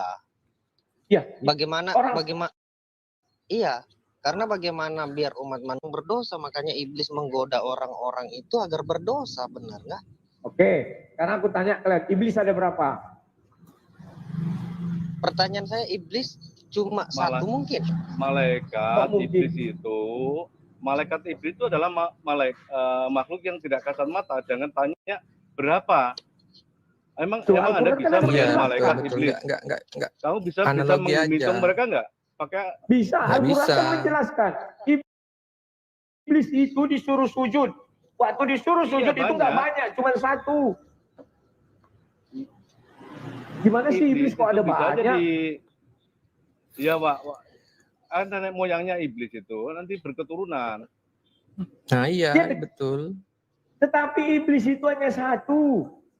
Kok Ya, iblis memang jadi banyak? Anda mau Dari mana dasarnya itu? membantah, saudara Ini mau maksudnya. membantah pendapat Tunggu Bang, pernyataan teman kami tunggu. atau Pak Pendeta. Anda mau membantah Tunggu. atau mau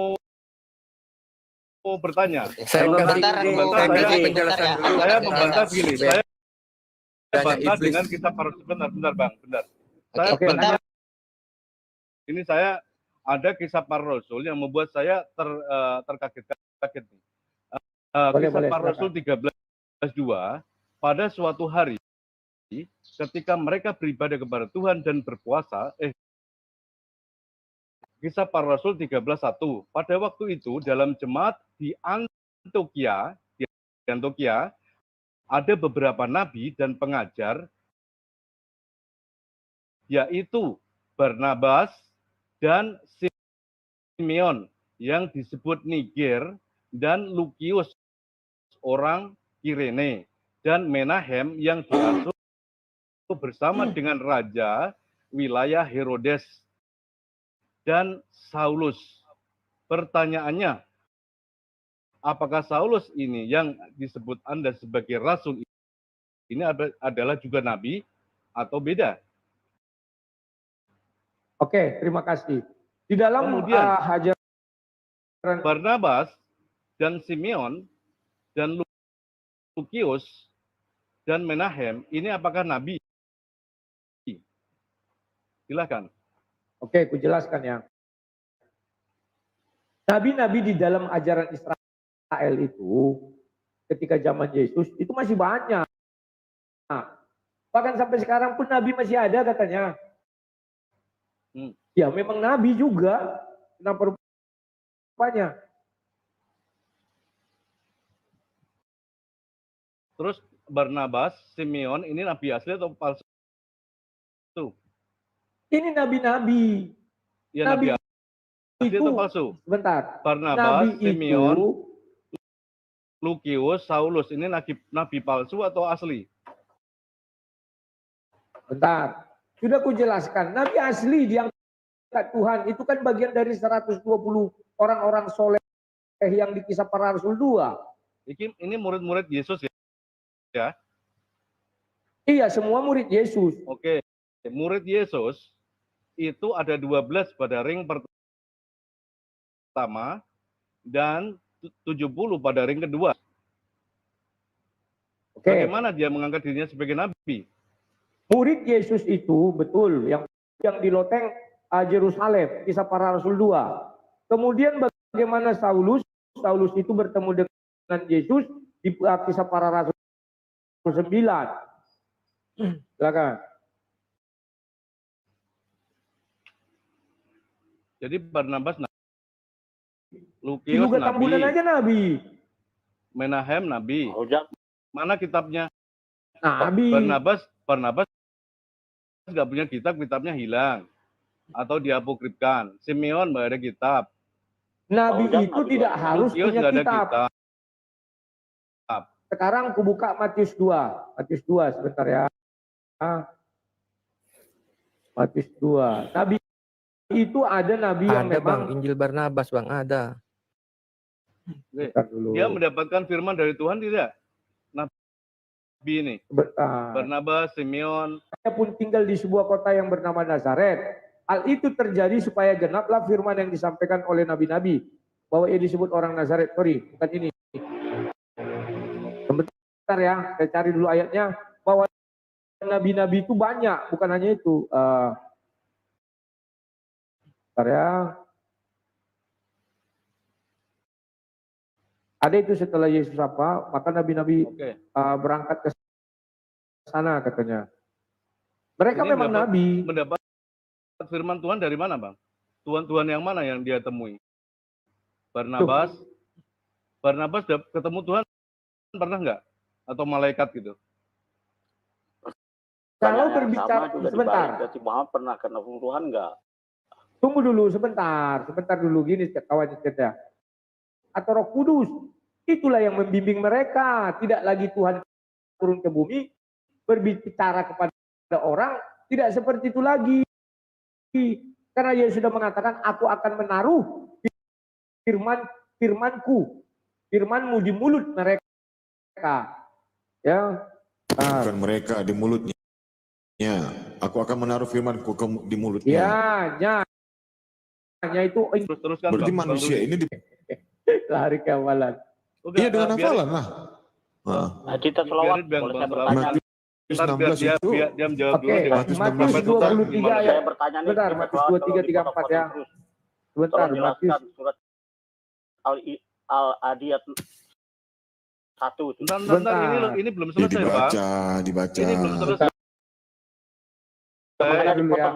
Kalau belajar dibaca aslinya.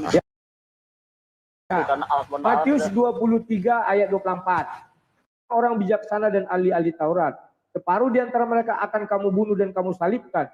Yang memang ada pengutusan nabi-nabi lagi. Selesai. Matius 23 ya. Ini ayat 34. Simeon siapa, Bang? Simeon. Iya, kan dia dibuat di situ. Gak mungkin kukurangi karena dibuat titik siapa 2. Ini Simeon siapa? Simon Petrus atau siapa ini? Simeon. Iya, siapapun itu penting namanya sudah tertulis di situ. Kenapa rupanya kok kalian bingung nabi, kalian kira nabi kayak Lukius.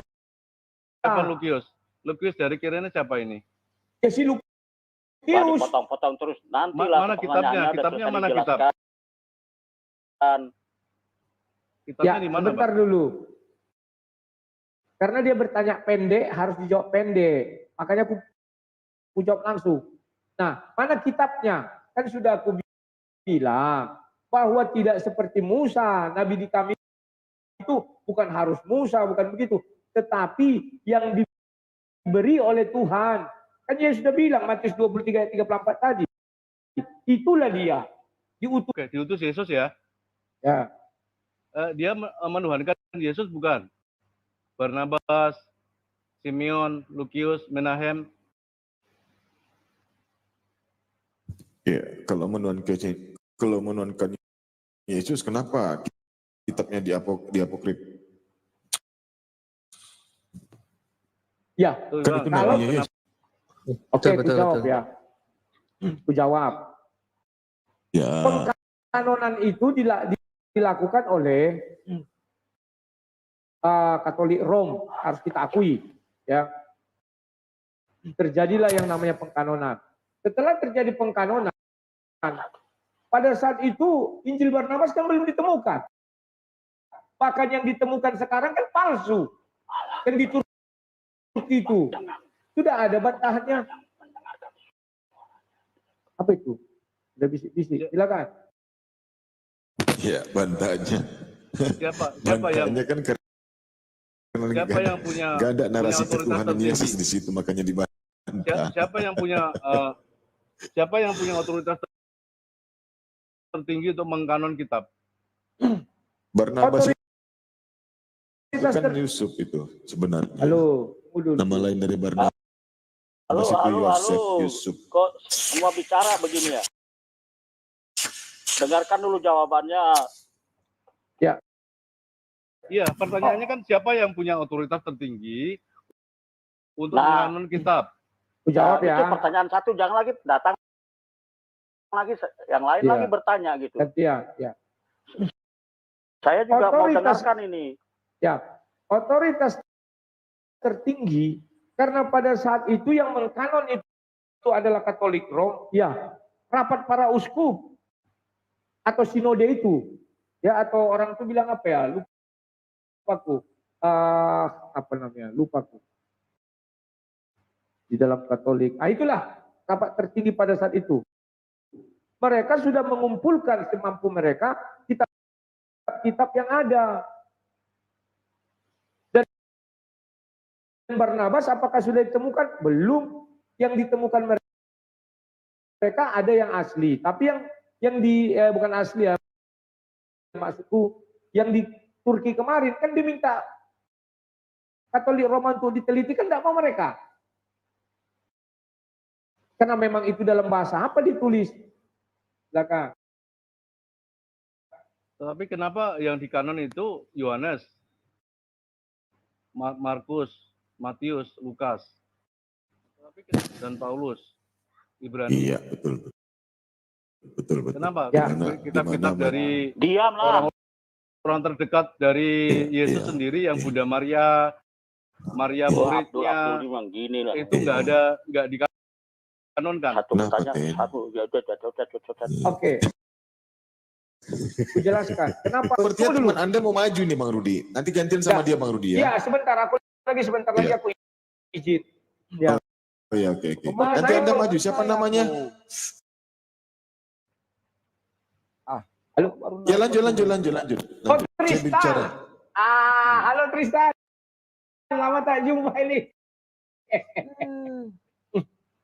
Inilah satu-satunya pendebat muslim yang kusegani. Kenapa? Dia berani mengatakan ya, katakan ya, tidak, katakan tidak. Yang lain itu munafik. Yang dijawab, Nggak boleh gitu. siapa punya otoritas tertinggi? Kenapa Oke, kitab yang jawab ya. dikanon itu Yohanes, Lukas, Markus, dan Matius? Ya. Kalau kalian bicara tentang itu, kan sudah ku jawab itu pada waktu itu Katolik Rom yang mengkanon, itu tidak bisa kita nafikan. Memang mereka yang mengkanon. Bagaimana caranya saya tidak tahu, saya tidak hadir di situ.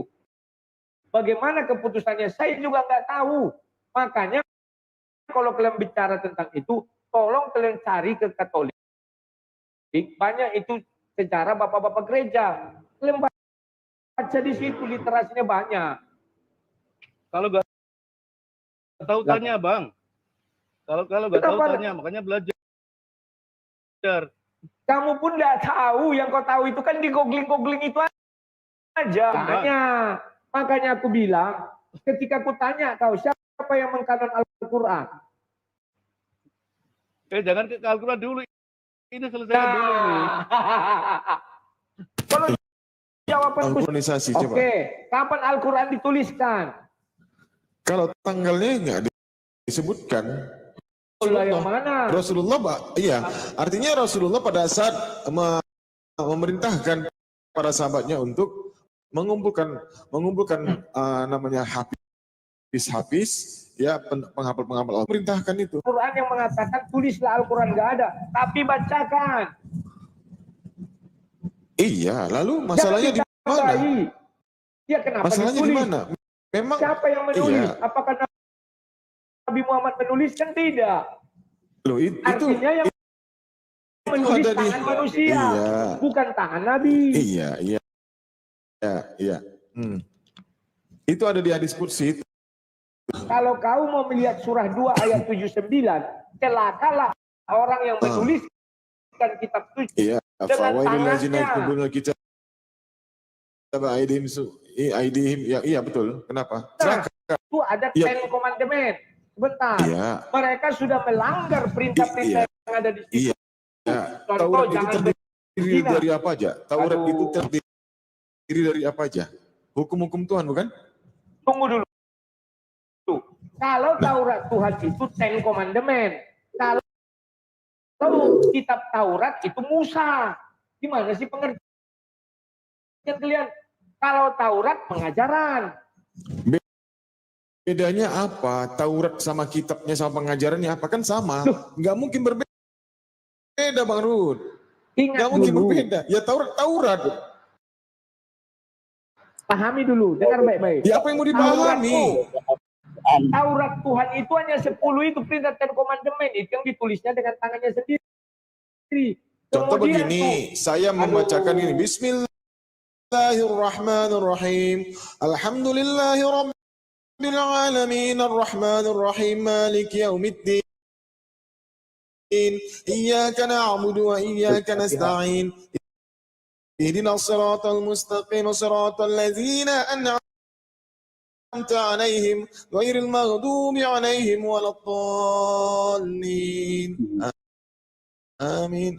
Apa yang saya lakukan? Yang kamu lakukan yang itu membacakan. Ya itu Al-Quran tidak. Menuliskan. Ada Itu nggak Al-Quran perintah tidak. untuk Itu menuliskan? Al-Quran Nggak tidak. ada. Ya itu Al-Quran tidak. Bro, itu bukan Al-Quran. Al-Quran itu yang saya bacakan ini adalah yang bagian daripada Al-Quran. Bagian daripada Al-Quran. Betul. Nah, Taurat ini Itu sudah bukan dirombak. Al-Quran. Sebentar dulu. Biar kalian jangan dulu. Makanya, Al-Quran itu Taurat yang ini bagian- ditaruh di dalam hati Nabi Muhammad. Al-Quran yang ditaruh di dalam hati Nabi Muhammad. Yang kau baca itu bagian. Jadi yang kau ikut yang kalian baca sekarang bukan Al-Quran. Jadi apa Tapi tujuannya? bagian dari Al-Quran. Itu bukan Apa tujuannya Tuhan untuk bertindak maju? Artinya Tuhan ini berada di garis paling depan karena mereka sudah merombak Taurat. Maksudnya gimana? Nabi Muhammad. Taurat Tuhan itu 10 perintah Tuhan. Sudah. Mereka sudah menyembah berhala. Mereka sudah berzina. Itu yang mereka rubah-rubah. Jadi, berzina nggak apa-apa. Kan nyawanya nggak ada yang ngambil. Iya, mati 3 hari. Izin bicara ya. Bang ya, gantian. Matius 16:21 di situ dibunuh tuh. Apa tulisan Matius salah itu ya? Bagaimana? Gue Tristan, buka. Matius berapa Tris? Oh, mungkin salah itu Bang Rudi ya. 16:21. Coba jawab Bang Rudi. Matius berapa? Tahan dulu lah. 16:21 Yesus itu yang dibunuh dan sebenarnya dibangkitkan. Ya, bacakan ya. Sejak waktu itu Yesus mulai menyatakan kepada murid-muridnya bahwa ia harus pergi ke Yerusalem dan menanggung banyak penderitaan dari pihak tua-tua, imam-imam, kepala ahli Taurat. Dan ini berlaku bagi orang di luar kubur, kan sudah aku bilang. Tetapi kalau kita buka Yohanes 10, kan sudah aku bilang, kalau melihat kematian Yesus tadi sudah ulas di awal. Apa kurang jelas? Yohanes 10 kita baca, tunggu dulu. Ayat 17. Bapa mengasihi aku oleh karena aku memberikan nyawaku untuk. Definisi dibunuh adalah nyawanya diambil. Itu pengertian dari Tuhan itu sendiri. Karena kita orang di luar kubur, kita bilang dia dibunuh. Kita bilang dia mati. Oke, makasih. Bentar, tahan yang lain. Kalau begitu dia bunuh diri. Tempat tajallinya Aduh, Tuhan. gimana sih? Bang, Sebenarnya Yesus itu tempat tajallinya Tuhan. ini yang sama ini tolong Nah, diturunin itu aja lah. sebenarnya bukan Yesus itu Tuhan. Itu aja Sama bentar Tuhan. Bang Osama. Ini lagi Bang Tristan nih. Bentar Bang Osama. Host, turunin aja host, yang Osama ini host. Jadi gini ya, Bro Rudi, kalau dia bisa menyerahkan dan mengambilnya kembali, menyerahkan nyawanya, berarti dia ini mencabut nyawanya sendiri, sehingga bisa dikatakan bundir. Betul nggak? Oke, aku jelaskan. Yang bisa kita jelaskan menyerahkan nyawa dan mengambilnya kembali seperti orang kan tidak ada yang mati, ayatnya ada, nanti dicarikan. Jadi itu ketika Az-Zumar 42.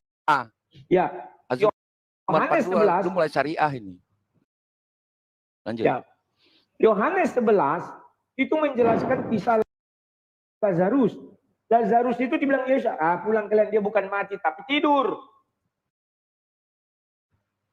Silakan. Ya, itu di Az-Zumar 42, Allah menggenggam jiwa-jiwa manusia ketika tidurnya dan mengembalikannya ketika bangunnya. Ya. Jadi lama-lama Rudi ini jadi muslim juga ini. Siap. Lantas.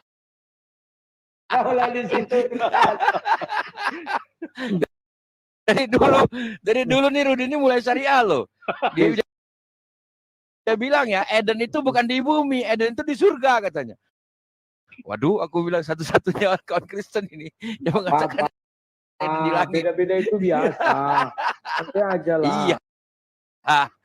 Maka saya Cuma suka lama-lama penjabaran Pak Rudi Yohanes ini. Kita bisa dengarkan baik-baik, kita pahami itu loh. Jadi kita ambil esennya apa yang dia sampaikan itu. Jangan dia ngomong, kita juga tertutup Ya. A, B, C, D, E, F, G, H. Enggak Yo, ada lagi, mendengarkan. kalau nggak ada aku izin dulu Oke, bisa. enggak lah, berarti- tenang berarti, aja. Bang Tuan Rudi, lama ini. berarti Jangan Rudi, kok. Oh iya, Rudi, Kristen. berarti Yesus itu mati suri ya Bang Rudi ya? Boleh. Mati suri ya? Kalau Nggak dibilang mati mati beneran suri tidak. Kalau Bukan, saya beda mati mengatakan- suri. Kemudian. tidur aja. Apain sih suka? Iya, mati suri 3 hari hidup Sebenarnya lagi. ya di mati. Di dalam Bentar. kubur dia nggak Bentar.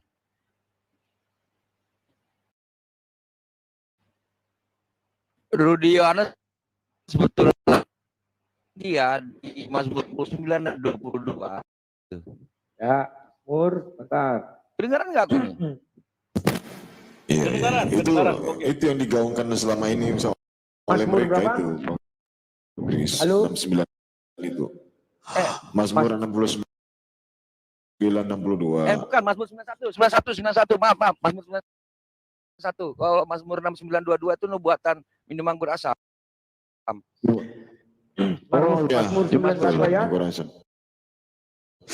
Mazmur 91 nomor Dari atas. tidak akan terantuk oleh batu. Ya, itu Keren. ketika disuruh melompat itu ya. mati. Iya. Berarti Allah Tuhannya Yesus ini tidak berkehendak Yesus ini mengalami kesakitan. Wih, Selalu siapa dijaga bilang? dia. Dia akan diremukkan. Selalu ada dijaga. itu. Di mana diremukkan? Nih, Yesaya 53. 910 nih. Mazmur 91, 910 Tuhan adalah tempat perlindungan. Pokoknya di situ lah, Mazmur 91. Oke, ada lagi? Berarti dia itu sembuh dari sakit, bukan bangkit dari mati. Loh, kan sudah aku bilang, yang membilang bangkit itu orang di luar kubur. Di dalam kubur Yesus tidak pernah mati, kan seperti Yunus katanya. Dari tadi udah aku jelaskan loh Tristan, cuman kamu datang terlambat. Ada dua sisi dalam kubur dan sisi luar kubur. Siapapun yang bilang Yesus mati, itu adalah memposisikan diri orang di luar kubur. Apa buktinya? Berarti gagal penebusan dosa karena nggak mati. Siapa bilang gagal? Gagal. Dia harus mati, bro. Baru bisa. Siapa bilang gagal? Tunggu dulu. Lu jadi aku gimana bilang. sih? Ya. Dari luar dengar dulu. Maju kena mundur. Tidak ada maju kena mundur kena. Maju kan? Keren ini. Posisi di luar goa berbeda dengan posisi di dalam kubur. Dalam contoh ibu, nggak ada yang mati katanya luar kubur. Contoh Rasul Paulus, dia mati untuk menebus dosa, dia ini mati. Pokoknya banyak mengenai mati. Tetapi Yesus sendiri bilang seperti Yunus. Titik. Silakan. Bang Rudi ini Ayo, kalau bicara Barokah, jangan begitu ketawa Bang. lagi, Jadi ngomong lagi. mengatakan A, mengatakan B gimana sih? Karena Pastikan pernah Yesus Enggak, mati, gini. mati gitu. Konsisten. Iya, Tia. Bentar, ini terobosan kawan-kawan, ini terobosan loh. Ini terobosan. Ya, sebenarnya. Aku tetap konsisten dengan apa yang Kalau dia bilang yang di luar Nah, itu Paulus kan di luar kubur. dibangkitkan. Jadi itu hanya penglihatan menurut Rudi ini.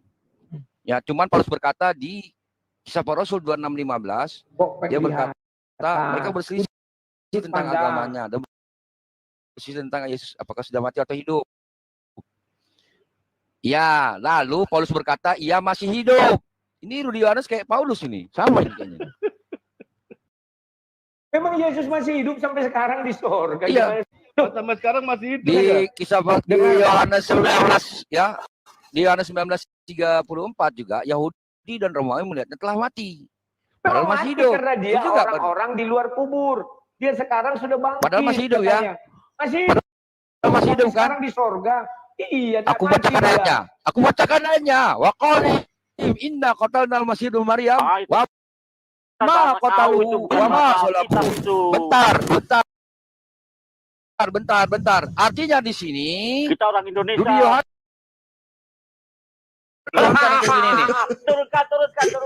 Turunkan. atau di mute. Di mute. Kau mengambil surah. Rudi Yohanes sedang membenarkan Al-Quran. Salabuhu walakin Sekarang subihalau. bertanya kalian ya. Apa? Nah, berarti tidak mati ya, betul kata Quran ya. Sebentar. Lanjut. Apakah ada peristiwa penyalipan di 157?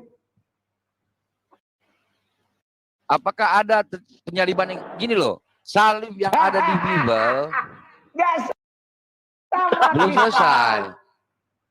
Salib yang ada di Bible dan salib yang ada di Quran tidak sama. Salib sholawah itu menghukum dengan mematikan dengan pisau atau benda tajam. Kalau dipukul, dilempari batu, rajam. Ya. Nah, kalau salib di KBBI 2 kayu bersilang alias silang jemuran. Kalau salib di Bible itu digantung. Kalau salib kalau kita samakan ya, apakah Yesus digantung di Anisa 157? Tidak. Nah, kalau gitu. tidak berarti kan tidak sama. Karena Nabi Isa itu dibuat tidur dan diangkat ke langit. Kan itu. Tidak ada disentuh oleh salib. Bukan itu. Poinnya kawan. Kamu telah membenarkan satu poin. Tidak bisa samakan Kristen. Membenarkan aja. Aku gak nyamakan. Tapi kamu membenarkan. Dibunuh. Lah, siapa bilang nggak tadi dibunuh? Anda katakan dia Loh, kan dia menyerahkan katanya nggak mati. Loh, kan tapi nggak mati. Bentar Tristan. Pandangan ada dua. Iya. Pandangan dari dalam kubur dan pandangan dari luar kubur. Pandangan dari dalam kubur itu pandangan Tuhan. Pandangan dari luar kubur pandangan manusia. Ya, bagi manusia dia mati ditombak, dibunuh. Ya. Tapi manusia mengatakan dibunuh. Ya. Ya, nah di Yohanes 20 ayat 13 ke atas dia berkata kepada Maria, jangan pegang aku belum pergi kepada Bapa. Berarti dia belum mati di pengorbanan. 3:19. Debu kembali ke debu, roh kembali ke Allah. Bentar dulu. Nah, Lukas 23:46 ya, Bapa ke dalam tanganmu lah aku serahkan nyawaku, kan gitu. Artinya nyawa Yesus belum sampai ke Bapa. Artinya dia memang belum mati. Wa ma qatalu, dan mereka tidak pernah membunuhnya. Betul nggak ini? Ya, oke Kristen ku jawab. Sebentar. Izin Bang Rudi. Iya. Sebentar aja. Jadi sebentar Bang Rudi. Jadi kan tradisi juga dengan penglihatan dari sisi ketuhanan, ya, dari sisi Tuhan ya, dari sisi dalam kubur ya, menyatakan ini firman Tuhan loh Bang, ya. Di Lukas 24 nomor 46, Mesias harus menderita. Oke? Lalu mati dan bangkit pada hari ketiga. Mati, ya ingat mati. Ini dari sisi ketuhanan ini. Di mana tertulis data bahwasanya Yesus ini ada dua sisi, di mana mati hidup, mati menurut manusia, hidup menurut Tuhan. Silakan. Oke, dijelaskan. Tolong jangan terpotong dong. Biar luruskan semua yang kalian nggak paham. Bertabrakan semua. Kalau diam dulu lah. kambing udah betul ini namanya ceritanya. Ya, lanjut. Yesus bercerita tentang mati itu kepada orang karena orang di luar kubur. Maka di Matius 12 mereka minta tanda. Pada waktu itu pada hari Sabat Yesus berjalan di ladang gandum. Karena lapar murid-murid bulir sebentar ya, aku ambil ayatnya yang ke-40. Langsung saja aku 39-40. Ini nih jelas. Tetapi jawabnya kepada mereka lanjut tambah. Tetapi kepada mereka tidak akan diberikan tanda selain tanda Nabi Yunus. Sebab seperti Yunus tinggal di dalam perut ikan 3 hari 3 malam, demikian juga anak manusia akan tinggal di dalam rahim perut ikan. Yunus 2 nomor 2 tidak mati. Aduh, dengar lu Tristan.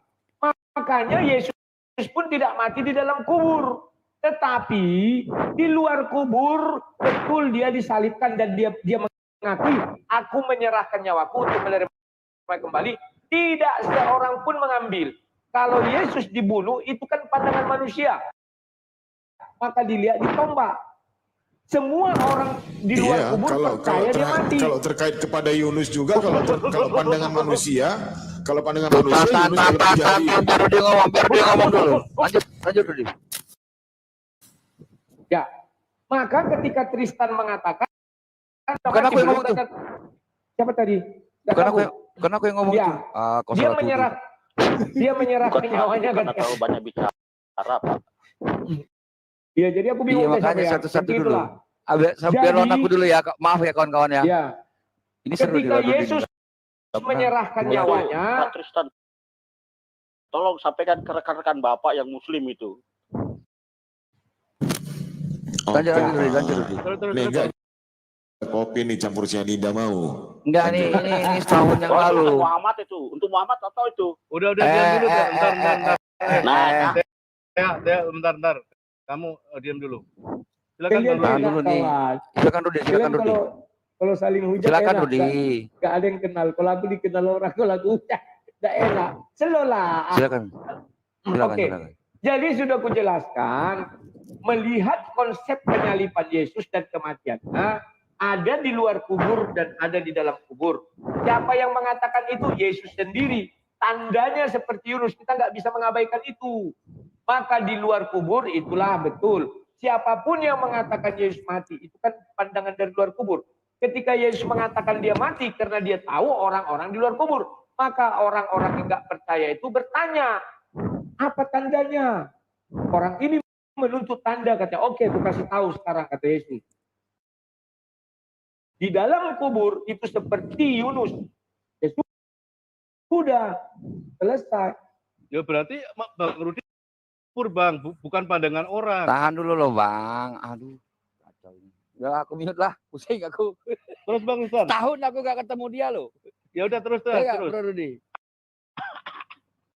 Kemana aja Tristan? Kok lama kita tidak ketemu? Aku nonton aja. Oke lah. Aku bisa minta izin ya. Nanti kita lanjut lagi mau jemput anak sekolah. Terima kasih atas kebaikan. Almo ya. Ya, terima kasih atas kebaikan kalian semua ya. Sampai jumpa. Tapi aku ke Malmo nggak pernah kau naikkan. Kau kalau pakai nama lain aku bingung. Aku naikkan semua kok. Mau dinaikkan, aku nggak dinaikkan, somplak. Karena kan aku bilang yang kuhormati kau Tristan. Anda dinaikkannya, cuma dinaikkannya aku. Munafik itu semua, munafik.